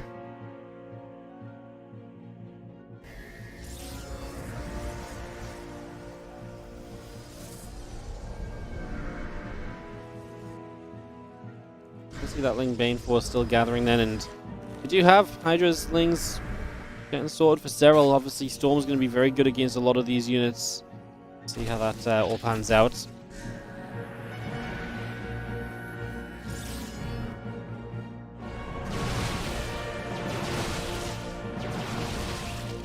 As we settle for a moment or two.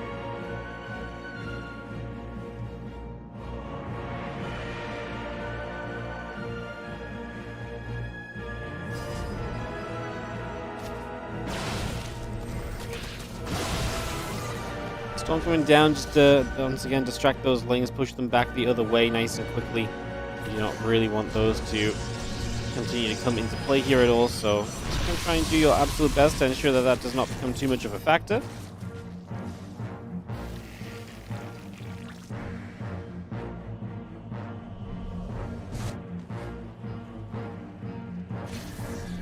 You have the Prism coming about also, again moving around just for a few moments. And the rest of this army still moving over. I mean, Maxpax's very confident with this army, otherwise he wouldn't be out in the middle of the map with it trying to poke around for some damage. So he's obviously got to be feeling pretty good about how things are looking right now. Otherwise, like I say, he wouldn't be playing this the way that he is.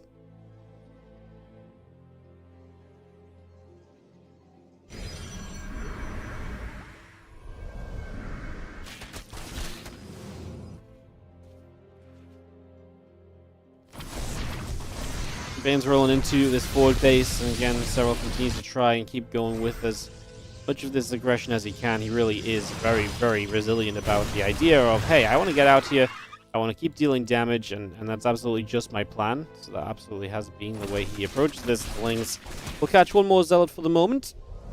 Do you see a few of those lurkers getting caught in that stasis ward as well? So that stasis trap setting up right there.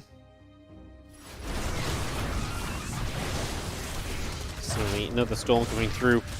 Great Spider on the way, so Serral already readying for some of the very late stages of this game. Obviously, the Tempests are on the way up as well from Maxpax, so we'll have those Tempests in play to help him as well. We do have the couple more storms coming down. The Lurkers taking some shots. Lurkers actually hitting a lot of shots onto a lot of those other units. The Corruptors all on the way. That's 13 additional Corruptors currently being built here, so a lot of extra Corruptors on the way up.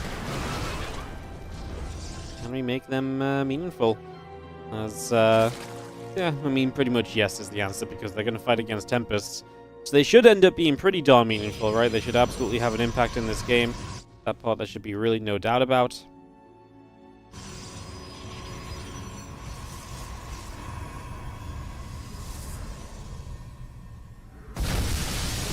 See a couple of Banes crashing through this position once more, so we've seen that position a couple of times actually coming through. Happen again here now as we just have Tempest and Stalkers and all the rest coming over. And yeah, we continue to put a little bit more pressure into play here once again.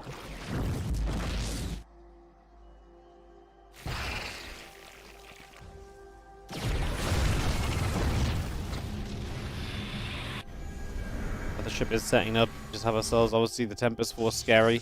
Like I say, Serral gonna have to start playing against the later stages of this, and he's even gonna get the Neo Parasite upgrades, so starting to get into some later game upgrades, which should help us along the way with this also.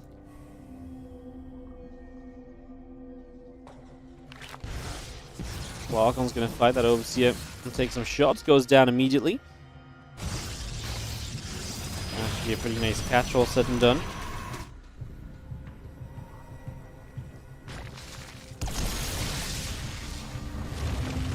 Just coming across again, a couple of shots coming through for a moment or so. Nothing too crazy at the end of the day. I'm kind of expected a little bit to harass us. Again, another couple of storms come down again here. More shots coming over. Storms all across those Corruptors. Corruptor's going to keep on chasing. Those Tempest's going to end up in a little bit of trouble. One Tempest going down, second Tempest going down. No fear apparently about the Protoss army. So we're just going to kind of disrespect the Protoss army and kind of just run into it and just say, yeah, you can hit my Corruptors all you like. I'm happy to chase for those Tempests. So Serral trying to get as many of those as he can. He's losing base on the left side. Little counterattack from Maxpax is going to find a way to deal damage during all of these other trials and tribulations that are going on in this.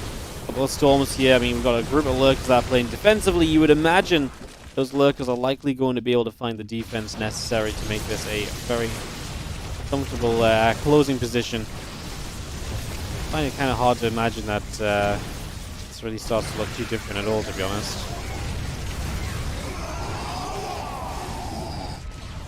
The ship, the Archons, the Immortals coming over once again, and I mean, this base is going to take some hits, but like I say, we're just playing around the Lurkers, so the more important locations are protected by Serral. He is in control of this, absolutely.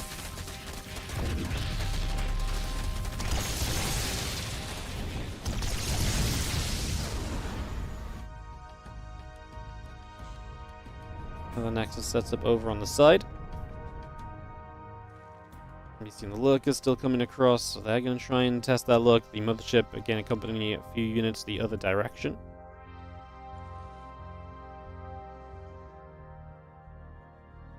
+2 attack, +1 air weapons. Blink on the way. The High Templars step forward and reproduce once more here, so just going to have those also coming into play.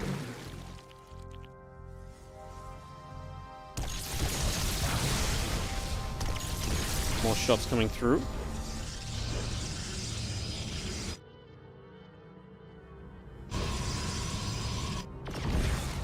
Archons, Immortals continue to step forward right now. So again, we take a chance to step into this. The couple of drones going to have to stay pulled away from this right now as well. So just going to try and stay out of the way for a couple more moments.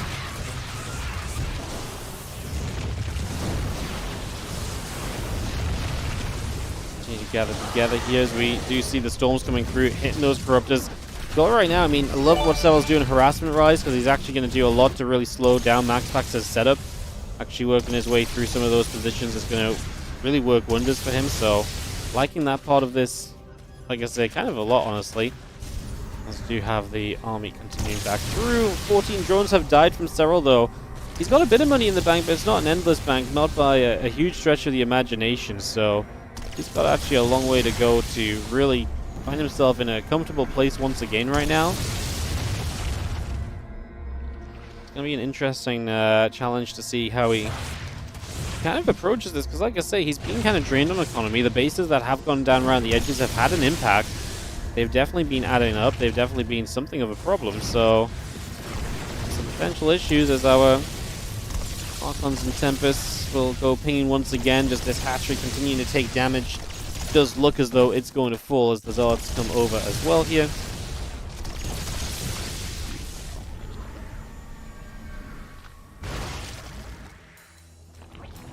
Else continuing through too.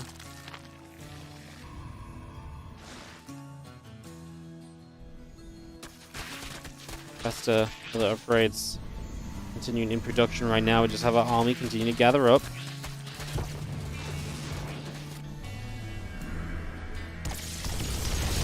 The Tempest Shot's going to start leading the battle here as the hatchery will take a few more hits. The Lings, the Corruptors make their way across. We do have the Fleet Beacon still coming through with that +3 attack upgrade also in production right now.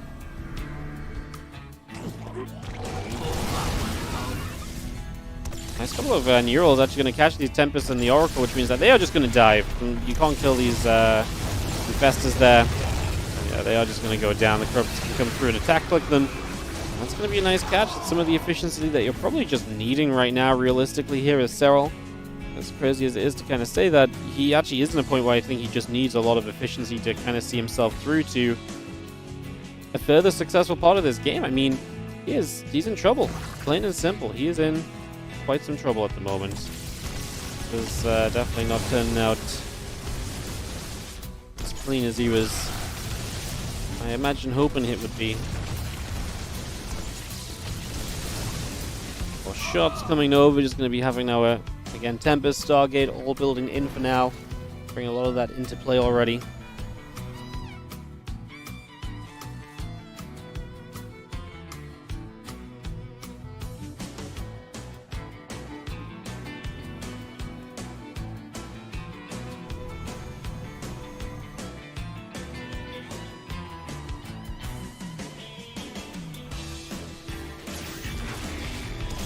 Stasis Sword just going to catch for a moment or two.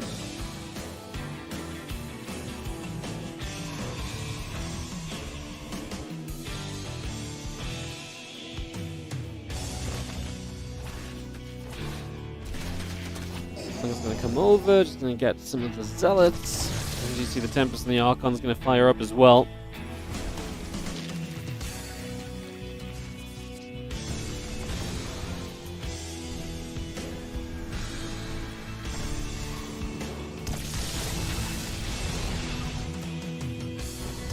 In the later stages here, 20 minutes. This is the kind of PvZ I've been asking for a little bit all day, but we haven't really been able to get much of it. And Serral is already adding on some of those Broodlords, so bringing those numbers into action, getting that set up. We do have the Observer coming about here in production as well, making sure we have constant detection available as Maxpax fights toward another one of his bases, looking to get the Nexus set up on this top side of the map. So we're going to get this position ready to roll. As yeah, the +2 air weapons, the shield upgrade, cannons and Nexus continue to come online currently.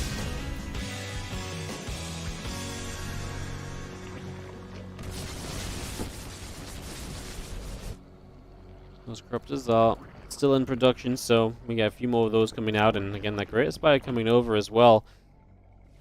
just allowing more Broodlords to be added in, is we're still fine with a lot of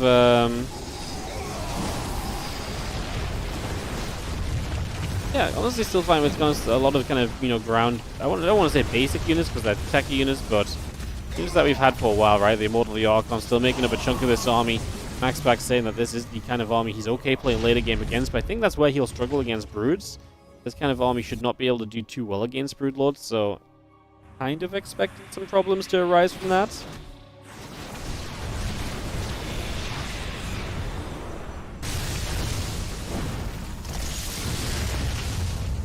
Curious what the red dots on the top side of the map are. I imagine they're just Dropper Lords or even just Overseers or just normal Overlords that have just flown there at some point.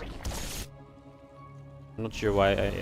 It'll be some kind of Overlord play. I can't, again, so I would love to check, but I actually can't because I'm not in control of the game. We're just watching a clean feed, hence some of the quality issues.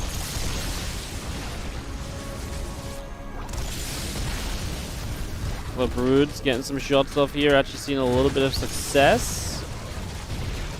A couple of successful hits coming through. The couple of probes going down as the Lurkers take position once more. And they're going to come straight into position. And again, work onto that Nexus. So that Nexus already taking some damage. Like I say, some work being done. Broodlords, Corruptors, and Infestors all on the way out for the moment.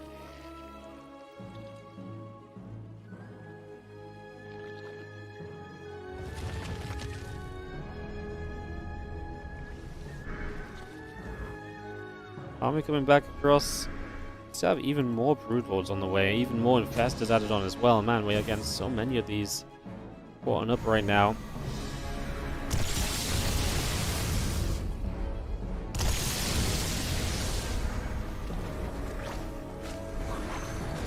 Oh, Mongol tries to land Neural as well. You see the main army of the Protoss coming around the bottom side of the map here currently, so away we go. Shots coming over, just going to have our Broodlords firing away. And a lot of these drones going to go down. So Serral really losing a significant base in this game. He is going to start getting choked out of this game if he cannot get economy back up and rolling here. Again, he takes a base of Maxpax down. I mean, we're working on 5 bases versus 4 though, and obviously the 4 bases of Serral are very heavily utilized. They've been used throughout this entire game already, so this is very much so a situation where we're kind of just expecting.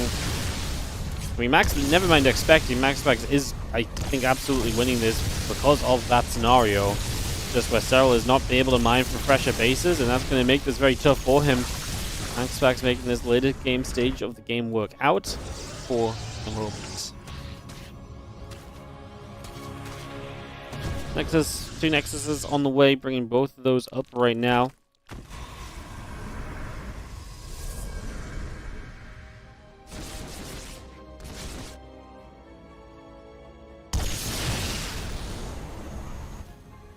Shot coming through. We do have our Broodlords and Corruptors continue to gather up.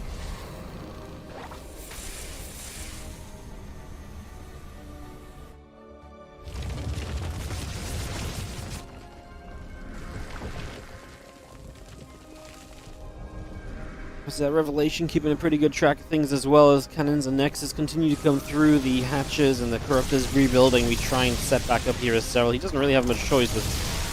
If he doesn't set back up, he's basically giving up, right? So, yeah, I'm just going to try and keep rebuilding with whatever money he has. He's got a lot of gas, so units like Infestors right now, very good because they're very gas heavy units, and that's pretty much what you're looking to work with at this point in time. So, looking to work with those gas heavier units, try and bring those into play.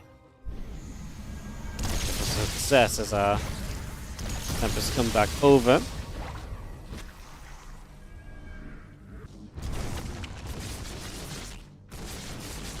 Lurker shot's gonna clear it up.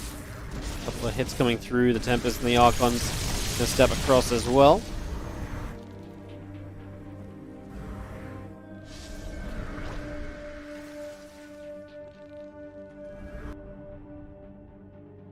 Have the Mothership getting involved here as well. It's just gonna see that coming straight across now. The Tempest gonna fire up another couple of hits. And try and deal some more damage over that.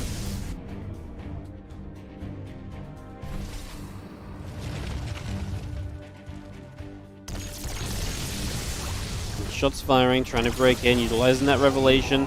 That's a good fungal, and it's a good neural, and that's why I think we recall instantly as Maxpax is just like, nope, not convinced about this anymore. He's not sure about that position in the slightest, considering what just happened, so... Yeah, if you get caught in a position like that, not going to mess around. Actually recalls with the mothership down to the south side, so he's using this now as a multi-prong position, and is able to multi-prong straight through, hitting that bottom side base once again, and it's just another location Serral will struggle to get up and rolling for himself in this best of 5. Game 3, 25 minutes here on ley lines, like I say, a lot of what we've been looking for. Another few units coming across.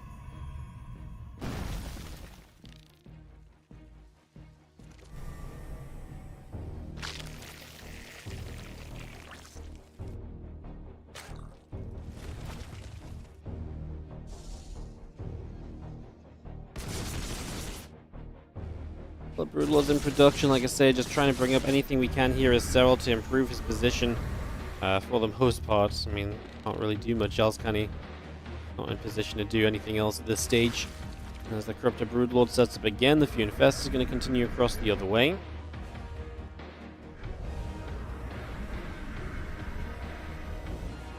Carriers on the way up, plus 3 air weapons on the way through as well.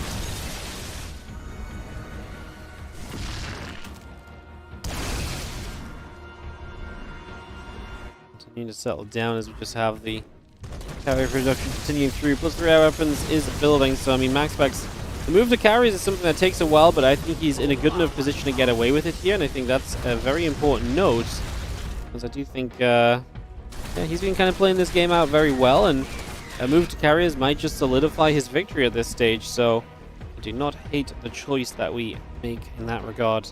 I think it's a very respectable one. And like I say, if carriers come up, I'm not sure if Serral can really find any sort of... I mean, there might be an efficient enough fight. I mean, I guess if there's infestors in play, then there's always going to be something of a chance, right? But, yeah, I mean, spellcasts are always going to give you some hope. At the end of the day, this is more than, you know, more than just hope, however. This is also about the fact that,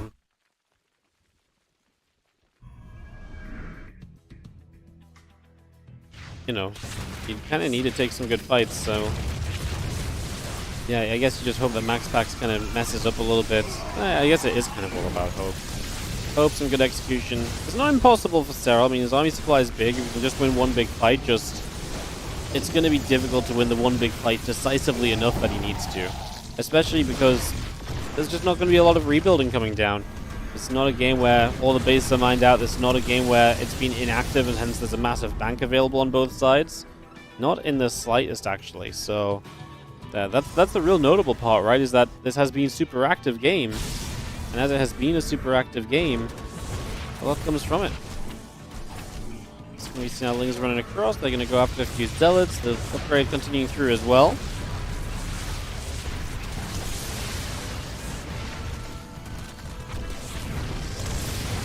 The Tempest shot's going to fire through. They're going to get some hits in as Maxpax tries to fend off Serral, advancing forward right now. These Infestors, Corruptors, and Broodlords all making a step up at the moment.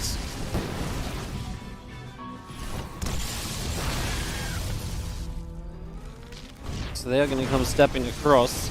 It's going to be seeing the rest of this army still gathering together. Just going to be seeing Archons, Immortals, and everything else just on the edge of creep here. The Tempest are going to make a step up as well. There's an Infestor, going to grab a Neural Parasite onto one of those Tempests. The other Tempest going to get strung along, Fungal Growth landing. Corruptors coming through, those Tempests going down. Oracles getting away as well for the moment. Was that just a recall to the Mothership a few moments away? Looks like it might have been.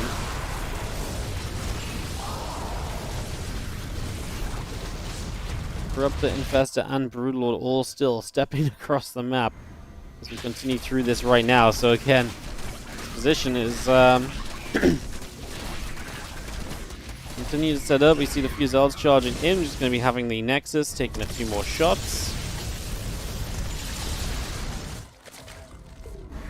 Again, Tempest coming online, Lings and Extractors coming up as well. All of that being brought through for the moment is that Tempest, High Templars building for the moment here. 30 minutes in on ley lines now. I mean, Serral is kind of coming across for what could be some of the final attempts of a fight. Trying to lead in with those Corruptors, trying for the Mothership. Will get the Mothership. It took a little while to do so. Your parasites coming out. The carrier's going to get caught. The corruptors are still firing away. Just seeing those Archons still stepping up as well as a couple of cannons continue to put some work in. Brooklord's still taking some more shots. Maxpax's supplies dropped a lot. He's going to be on mostly minerals at this point. I wonder if there's anything significant he can add on with just minerals, or is this just going to be Zealot reinforcements? Maybe Zealot reinforcements are not the worst, right? I mean, if you add 30 Zealots into the game right now, I'm not going to say no. Serral, his army supply is only ahead by about 10, so it's much worse than what it has been at previous points. As that is a fungal growth that lands onto those Tempests. Viper continuing some damage as well. Just going to be seeing the Corruptors continue to shoot. Another carrier going down. The Broodlords are fighting. Again, Tempest coming across, and Nexus getting cancelled. Man, Maxpax is almost sub 100 supply. There's one Broodlord going down. It's about these Corruptors, I guess. I mean, Maxpax still building Tempest. I mean, he's still got... I mean, I guess he's got gas income, so he's able to spend the minerals.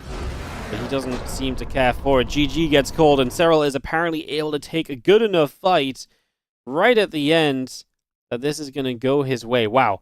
I mean, that's genuinely pretty tough to do as well, to have a game that goes so close in the ZVP, but Maxpax just couldn't quite hold on, apparently.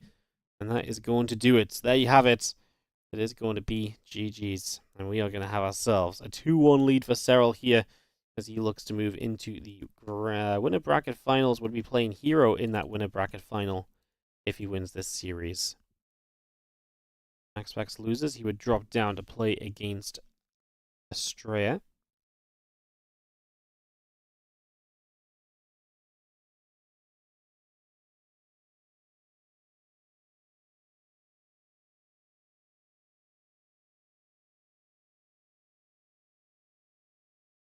As we take a moment here to just recover, I had a moment where I somehow missed snoozing the ads, but I managed to just about fix it so that we didn't have ads during the game. It would have been a pretty bad moment to have them.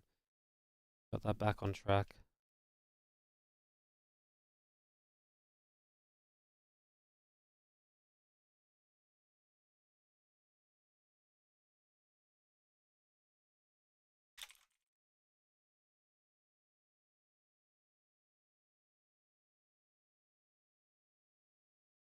Alright, well, we go to El Dorado.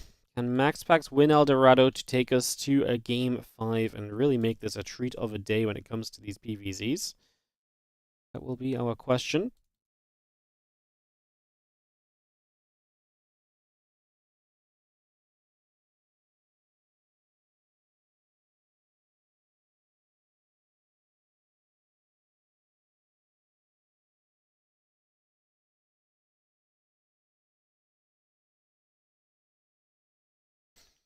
El Dorado coming up.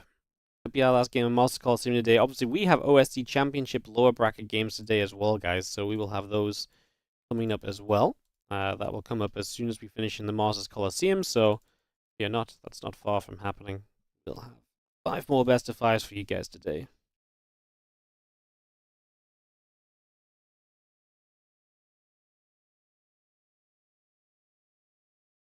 Maxpax versus Serral. Game 4. Can Serral come through and win? Will Maxpax give us the Game 5?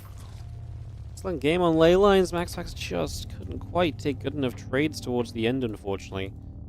I actually thought he was in the winning position for a lot of it. Just always going to come down to some of those final trades, and that wasn't quite good enough.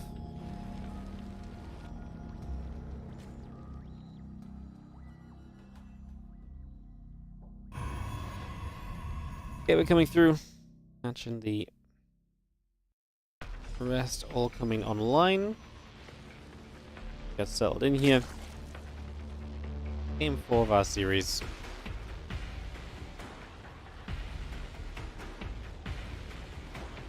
Great map to have Game 4 in as well. El Dorado can definitely force some of those longer games.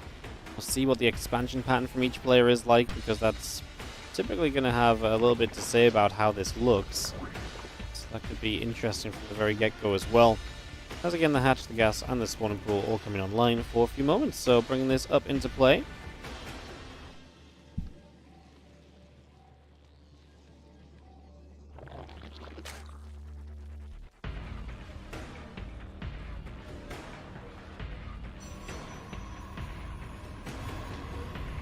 Nexus building. Again, Hatch and Pool coming online. We get ourselves the Nexus and the Cybercore coming about as well.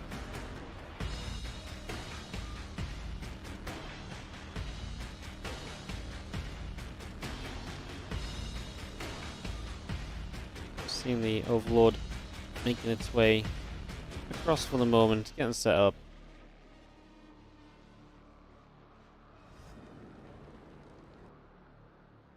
Couple of Queens moving through, the Lings and the drones coming back over. Again, we get our Overlord still moving at the front a little bit. Stargate coming online. That Nexus coming in as well.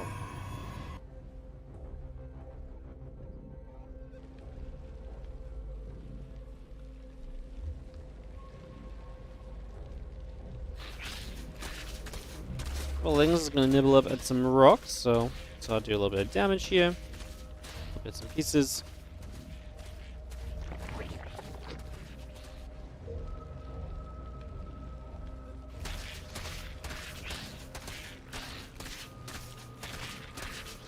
Is going to knock down those rocks, and again the Stargate coming through, a couple of probes, and the Adepts continue to come in.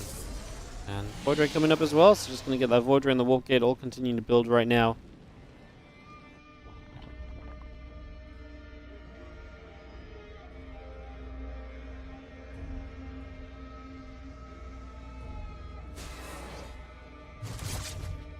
So I'm just going to go shading through. As again, the Void Ray is in production, so I'm going to bring that up and online for a couple of moments. And the Void Ray building in, building speed coming up, our Oracle and our Warp Gate all coming through as we take a little bit of time to, I guess, get established here.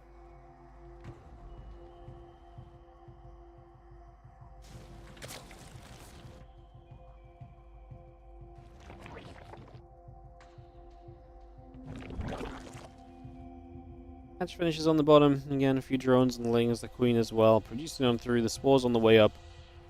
As we do have the Void Ray moving into the main base.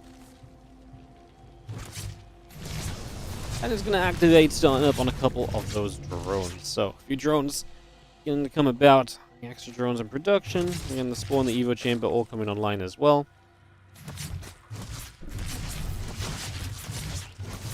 The Oracle activating for a few more workers, and again the Creep Jammers will go down. I mean, the Oracle takes quite a bit of damage. We get some drones, we get some Creep Jammers, so we're getting value out of it, and as long as it ain't dead, it can still be extremely useful throughout the rest of the game, right? So, it's almost always going to remain to be a pretty reasonable factor.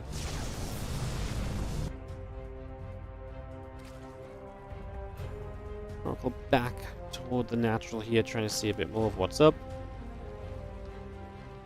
And yeah, melee upgrade still just being built on into play as well. The Oracle continues over for now.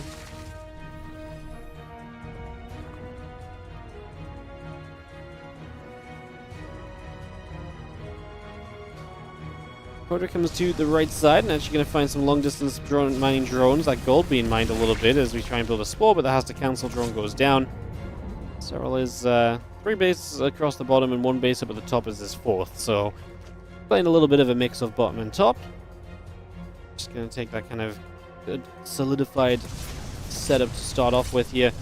Try and build on that and see what we can do with it. As a couple of Queens get across, just going to chase the Void Ray and the Oracle away for a few moments as well. Yeah, melee upgrade coming through. Drones, Lings, Queens, all producing.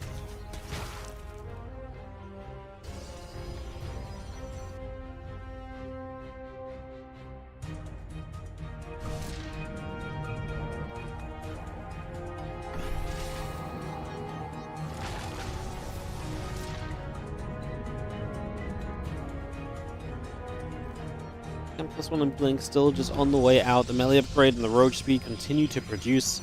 We do have the Infestation Pit starting as well, so bringing that straight online.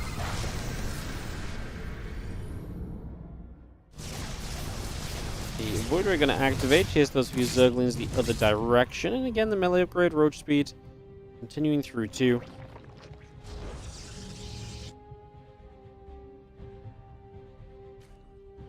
Void Ray just coming back the other direction. Again, Lings in the Infestation Pit continuing to come through for the moment. It's going to see that Void Ray still setting up.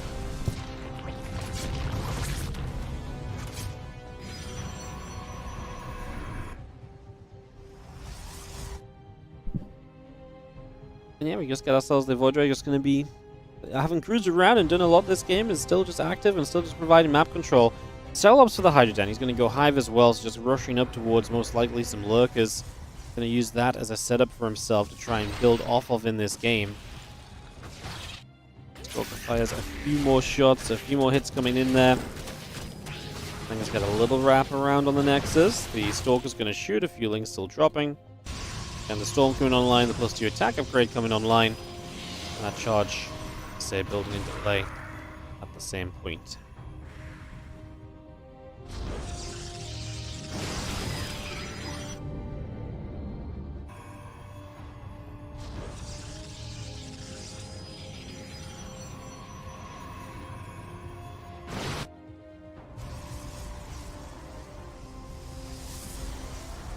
We'll just have the couple of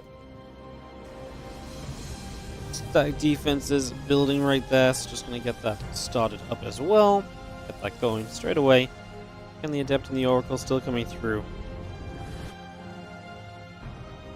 The Zaglin's going to go all the way down the bottom side, so, I mean, Serral is moving around with those, takes this watchtower for a few moments. We'll see the army gathering on the other side of the mineral wall. We actually get some pretty good storms, considering you can't really do anything here as Maxpax, considering you can't reach that army. Storming that is just free damage to Serral. A little bit of a mistake. Zero reason for those lings to get as hurt as they did there, as Maxpax continues his shove across the middle of the map at the moment. So he goes pushing, and it looks to see if he can indeed succeed. Hopefully these next few moments, see if we can have some success.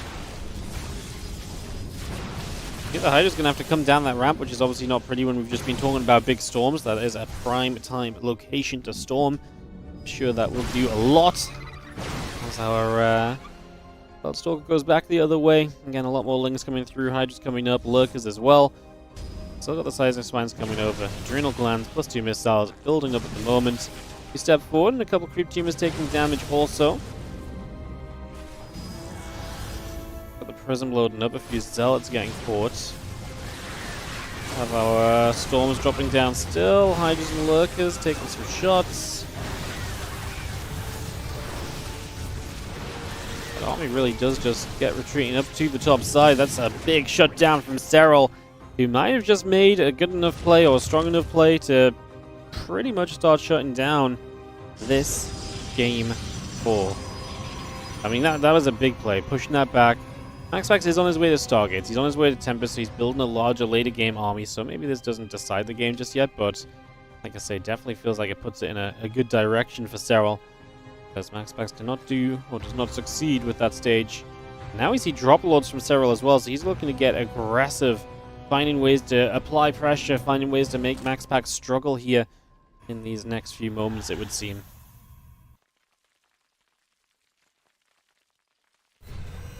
Yeah, those targets continue through the mothership coming up also.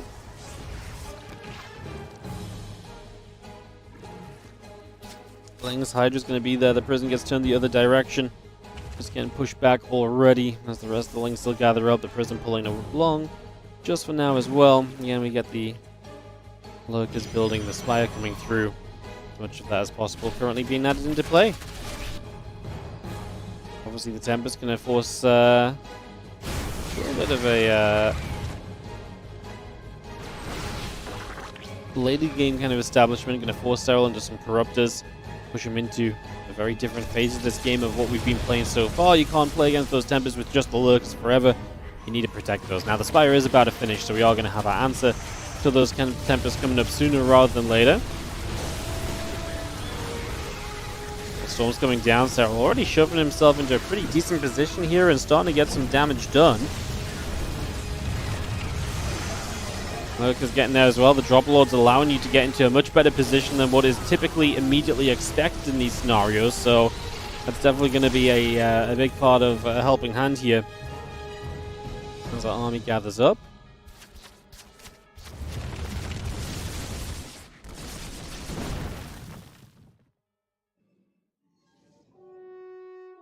Stealth getting chased away. There's all those Corruptors coming through as well, so Corruptors on the way out. Broodlords going to be inevitable on the follow-up to that in the near future.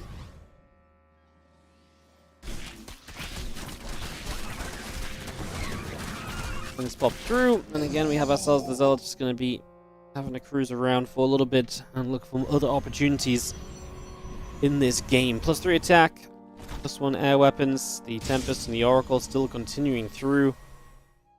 Continue to settle for the moment as our drop lords keep on a building.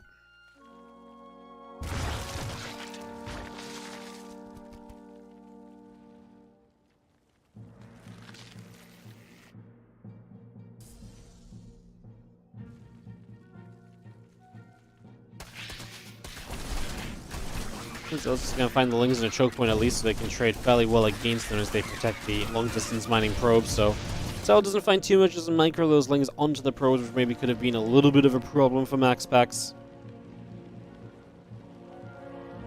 For Aspire on its way with the Broodlords now finally starting to come into the game. See how effective that ends up being. Once again, the drop lords, though, I think that's the one thing Maxpax struggled against previously, and he may struggle again now. He put so much of your thought into the map in terms of how the map usually works and moves around. Drop lords really undo a lot of that thinking, so the Stalkers were here pretty quickly to try and deny this, but Lurkers get burrowed, and the Stalkers are going to melt against the Lurkers. If you spend too long dealing with this as Maxpax, it opens up the rest of the map and potentially see Serral moving through elsewhere. The Corruptors here trying to get some snipes off, and as this army comes in to play defense, doesn't work out too well for the Corruptors in the end, but the idea is good. The activity level there of just kind of being ready to try and check to see if there was a chance to get a catch. And these Tempests continue through. The Lurker's going to take a few more shots.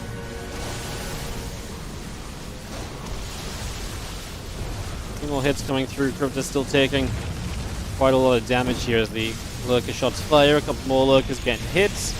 Just going to knock those down. Again, the Nidus is coming through. As we will see Serral really focusing on continuing to prioritize attempting to deal damage. That is what Serral's motto is, or motive is, in this stage of this game right now, as the Archon's going to get there. The Corruptor's going to fly overhead still.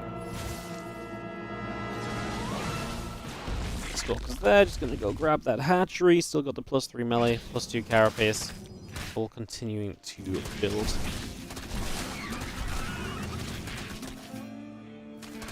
Two more Stargates in production. That Tempest is on the way as well. A few Stargates still building up. The Zealots are going to charge across. We do just have ourselves the couple of drop lords still kind of getting at it. But I mean, the Stalker's in position. Can we drop enough in to make this effective? Our previous drop worked. The Lurkers did a lot, but this is not Lurkers. This is just purely Lings. We lose one drop lord before we even begin to unload. So Serral unfortunately loses a lot of units there very quickly. Corruptors coming across. I'm not sure they're going to really be much aid in this scenario.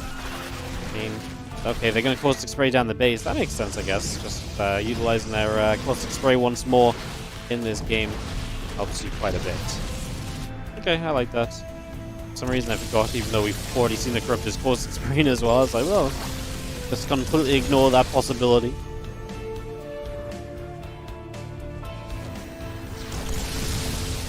Couple shots coming through. Corruptors are going to get hit right there. You see the Archon and Mortal Stalker moving about. We regather to the bottom side here. As you can see, Serral is going to have Maxpax moving into position. Going to have to go and deal with this.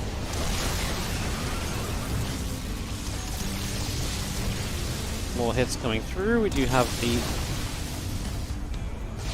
shots coming about. Lings, Lurkers taking big damage. Mothership going to be overhead and is just going to hold its ground for a few moments here.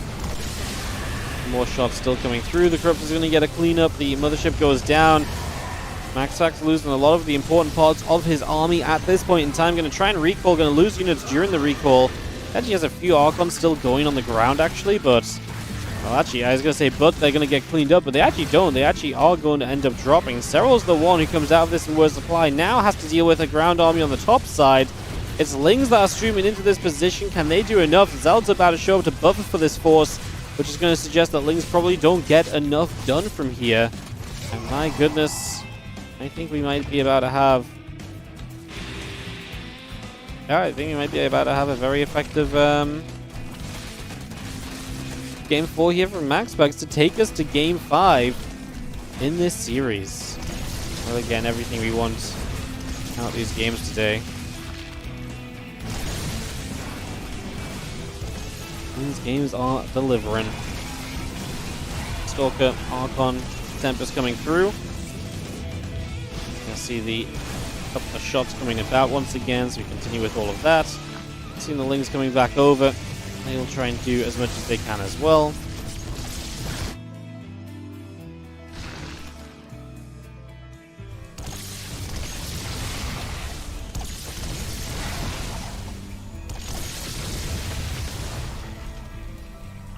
Maxpax is shoving onto this hatchery. I mean, he's got a 50 supply lead now, so you can just see that Serral has not been able to trade well enough.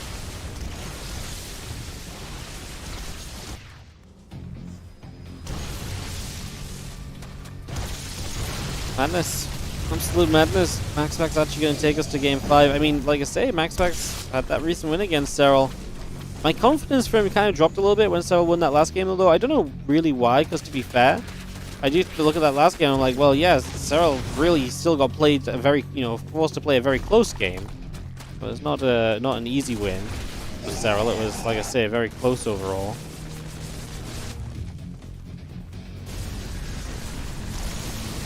I'm just going to shoot, Hatchery take damage, Lurker pull back across as well.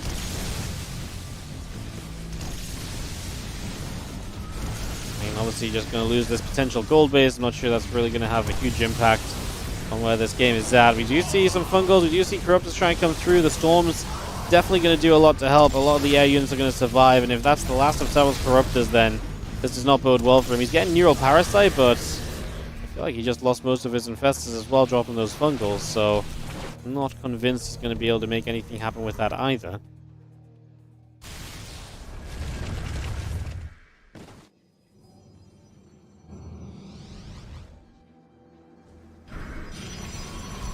It's all gathering together here. Just going to be seeing a couple of Infestors coming around, the Corruptor coming up as well. So again, a lot of this coming over right now. As we do have a couple of Archons, and Zot's going to get active and make some plays.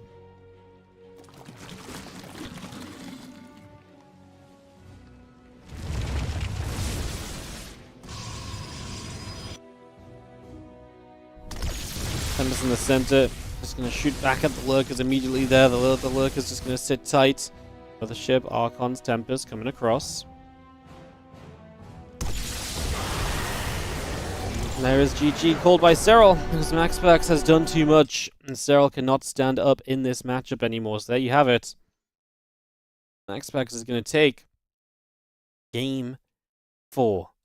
And we tie up in this winner bracket semi-finals of the Masters Coliseum. We will go the full distance. We will go to a final map between Maxpax and Serral here. Remember that when we finish up this series today, guys, we will have still OSC Championship action coming.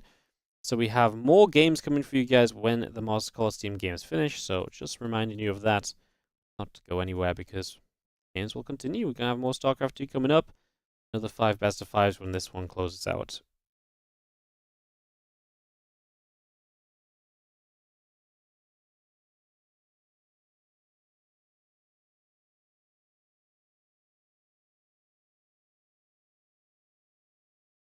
Ultra Love.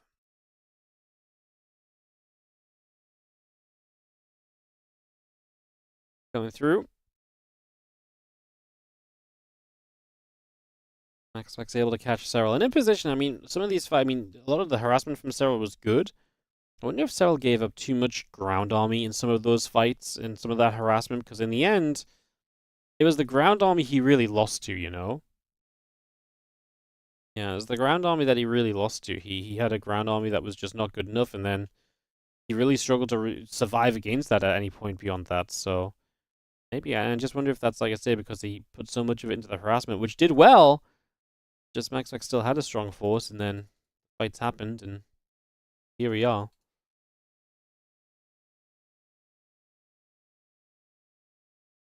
Heading to Ultra Love, actually getting this game 5. Like I say, after Serral won game 3, I became very confident for him. I actually really, not that I'm never not a Serral believer, really, but, I mean, like I say, Maxpax won recently.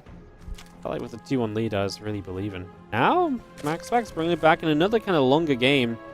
Ultra Love doesn't necessarily go into one of those kind of super longer games, but it can do, so this should be a little bit intriguing.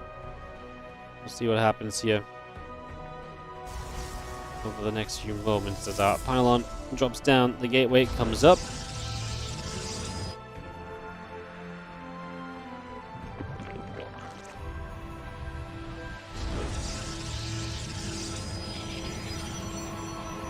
Few drones coming through hatchery building.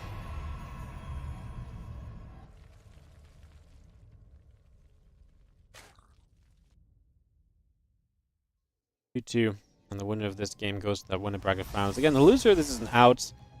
I would probably say, to me, the loser of this is probably a favorite in the lower bracket. I mean, absolutely Serral is. I mean, I guess Reynor's down there, so that's always going to be difficult for either of these guys. Maxpax lost to Reynor during the group stages already. So as always, it ain't a guarantee, but it's a good possibility. The hatchery, the pool coming online. Nexus and the Cyber Core coming up as well. Which is a low Selma, stay loyal to Io. Let's go Maximus. Exciting stuff, guys. Exciting stuff going all the way to this final game here on Ultra Love. Try and decide this series.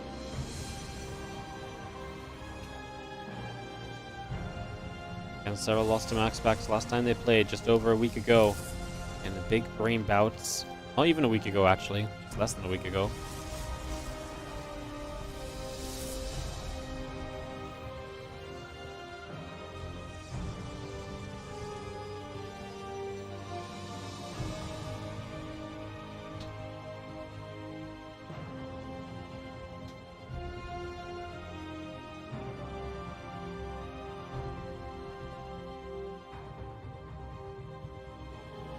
As always, Serral looking pretty frustrated when he's on that camera and not getting those wins.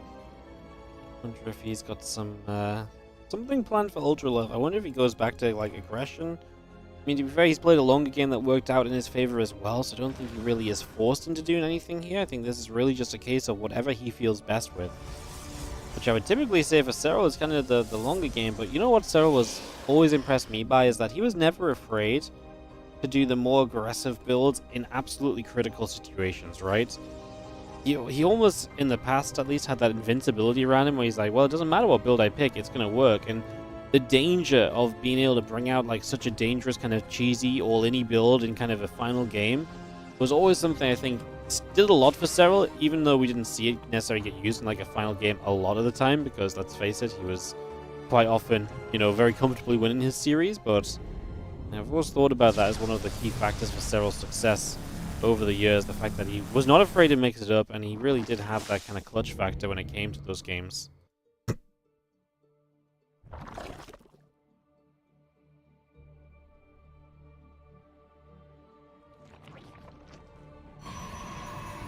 Oracle, continue to build Warp Gate, Twilight Council, Gateway coming up. We just have ourselves a few drones on the way out. The Zerglings continue to produce as well.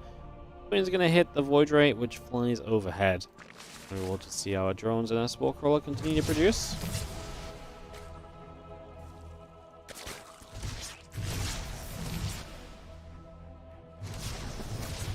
We will take a few shots onto the Void Ray, so the Void Ray will take a little bit more damage for the moment. As we do have the Oracle getting pushed away by the couple of Queens as well. It's just going to chase that away. A couple of Assimilators coming down as well.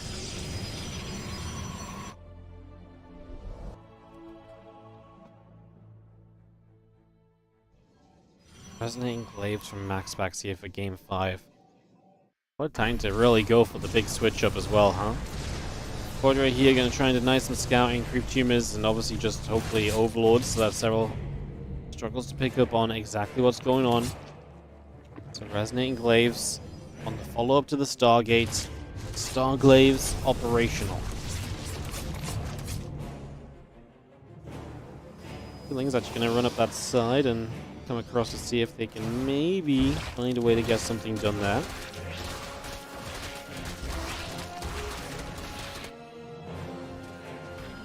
See a couple shots coming through. The Ling's already counterattacking, and obviously with these counterattacks you're also getting info. You're seeing what units are warping in, you're seeing what units are already there.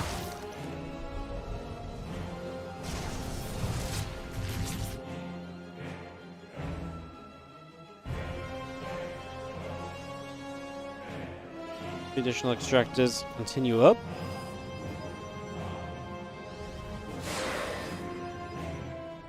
Come the Adept heading across the map. Serral's already making a lot of roaches. I feel like his initial preparation for this is already looking very, very good. Honestly, I think actually looking pretty great already.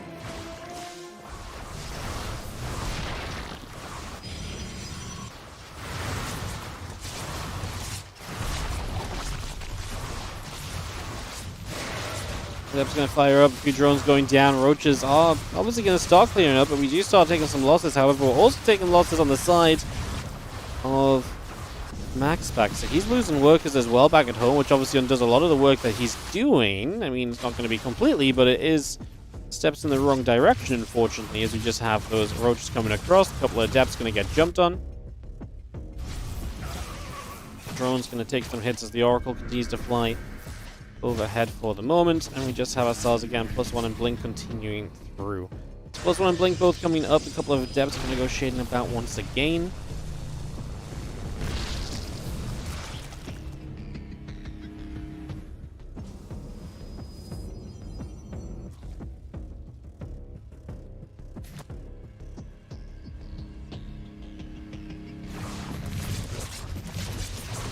Seeing those roaches coming back across, a couple of drones going to hit the, a couple of Adepts going to hit those drones as well. Roaches and Queens going to be there to play defense. A few more drones coming through. The Void Ray pulls back overhead with everything else. 17 Adepts gone down. Serral lost 20 workers in total. Is this one of those scenarios where is it just good enough on both sides? Did Serral lose too many drones? Honestly, I think it's a good question because I'm not sure if I've got the answer personally. Like, he's building just Roach Hydra off 66 workers right now, has a 4th base, so he could drone further, and he will start to do so now. Hard to say exactly. I think Maxpax did fine. I think at the very least, it's a playable game from both. I'm not sure if there's an advantage anywhere. I think Serral only be on 66 drones is kind of like a little scary, but like I say, it feels like he's building a lot of units to potentially attack. However, then he added a few drones, now he adds an infestation pit, so maybe it's just the work account he wants to play on for the moment.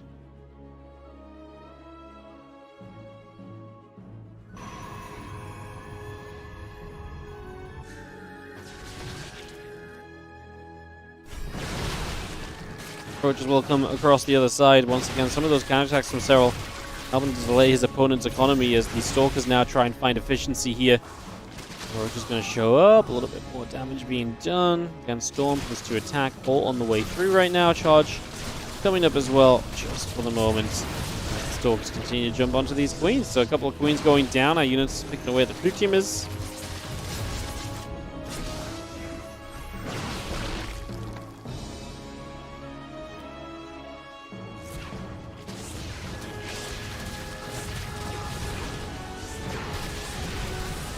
Hydra is going to be hitting already, so Serral with this attack, like I say, it did feel as though he was cutting drones to commit to something, and this seems to be it.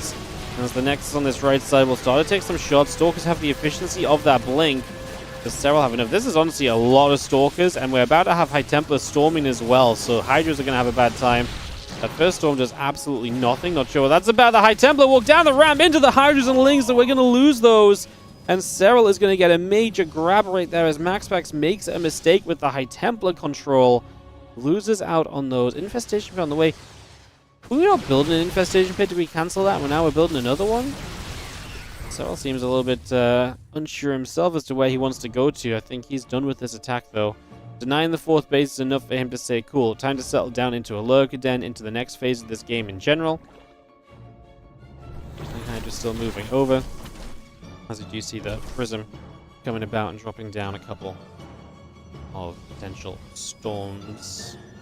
Or just Zealots, actually. The Zealots at the sides. Just some Zealot run-bys or counterattacks, just trying to find some of those positions around the map. Locations we can jump onto here over the next few moments.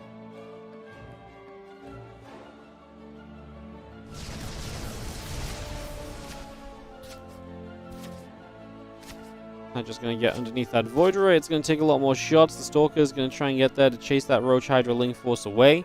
It's going to push that back. Again, the Lurker Den coming up. Hive continues into play. So we get a lot of that on the go right now as our Stalkers blinking over. Ling Roach Hydra going to be there.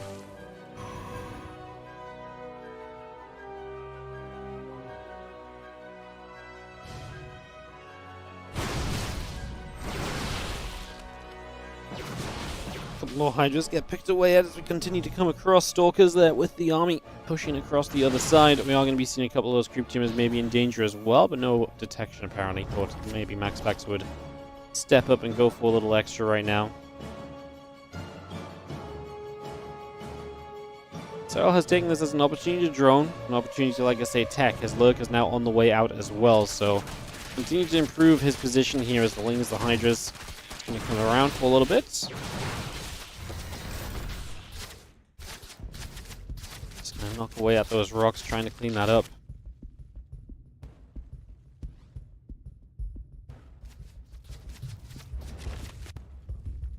And Spire coming online. Other ship building, the Immortal on the way through too. Just gonna have this army still working up the left.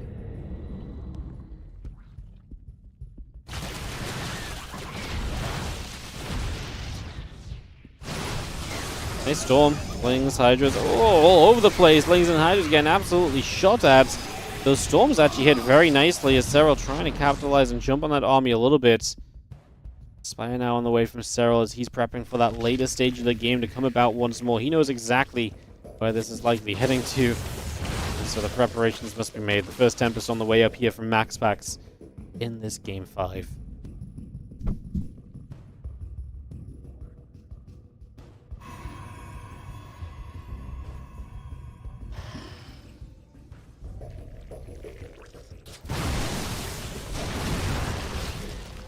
More storms, and we put some pretty decent little positions. Going to be seeing the Lings, the Hydras, the Lurkers continue to come over.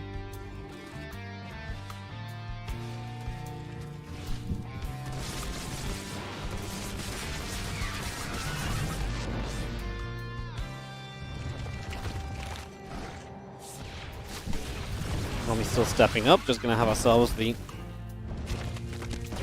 Lurkers burrowing through. Maxpax's ground army definitely looking good, and with the addition of Tempest here very shortly, looking like this is getting to be a very nice position here for our Protoss player. I like where Maxpax is at. I feel like he's in a good position. Let's see if he can close out.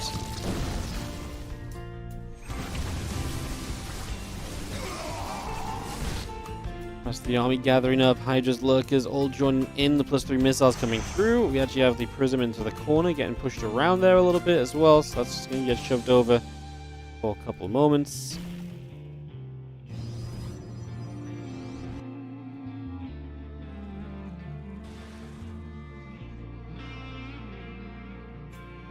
The missiles just continuing in, so again, Serral still getting some upgrades, still getting an improved position in this game. To a better and better spot right now.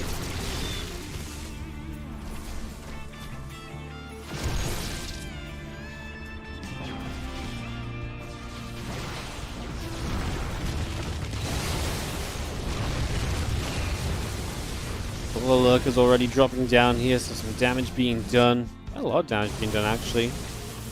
Shots coming in as we see the Lurkers just going to pull around. The rest of the army coming up as well, trying to see what else is going on. Just going to be seeing a couple more Lurkers going down again, so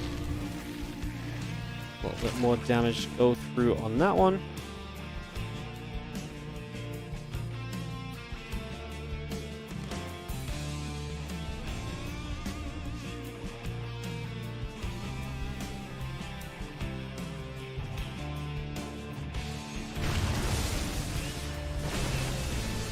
Lurkers setting up.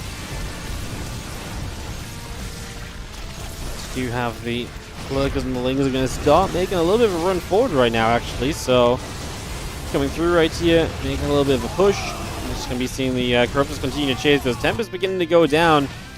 Definitely starting to see some additional damage really breaking out from all of this. So, that is continuing to come all the way through as you just see those Corruptors getting chased about. Another ship overhead as well.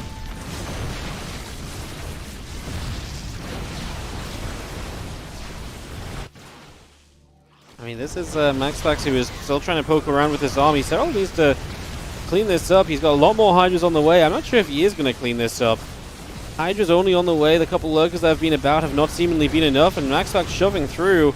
He's going to get towards the main of his opponent. We're desperately trying to warp in whatever we can. Lurkers and so on to try and get defense going. Corruptor's Caustic spraying down multiple bases. Maxpax has to deal with that. He is going to jump forward. He is going to get rid of these reinforcements. Anything spawning from the main base is not going to come out. And it's going to be GG's as Maxpax has now won back-to-back best of fives over Serral. And Serral will fall to the lower bracket. Maxpax goes to the winner bracket finals against Hero. We are going to be guaranteed a Protoss in the grand finals of the Masters Coliseum. GG's. Serral has not quite figured out this matchup, unfortunately, just yet for himself. As that will be, that series getting rounded out. And with that, guys, we are going to be done here for today's games of the Masters Coliseum. However, we are going to be going into some more Starcraft 2. We're going to be having the lower bracket of the OSC Championship starting up in just a few moments. If you're on YouTube, this is going to, we're going to redirect you over to that stream in just a moment. I'm actually going to take a few minutes break, but yeah, we'll redirect you over to that stream in just a few moments, so you guys can join us there. If you're on Twitch, you'll just stay right here. I'm just going to let the, I'm just letting the highlights and stuff play out. I'm going to start my break right now even. So I'll see you guys in a few moments for more StarCraft 2 in the form of the OSC Championship, just taking a few minutes, and I'll be right back during these few minutes. BRB.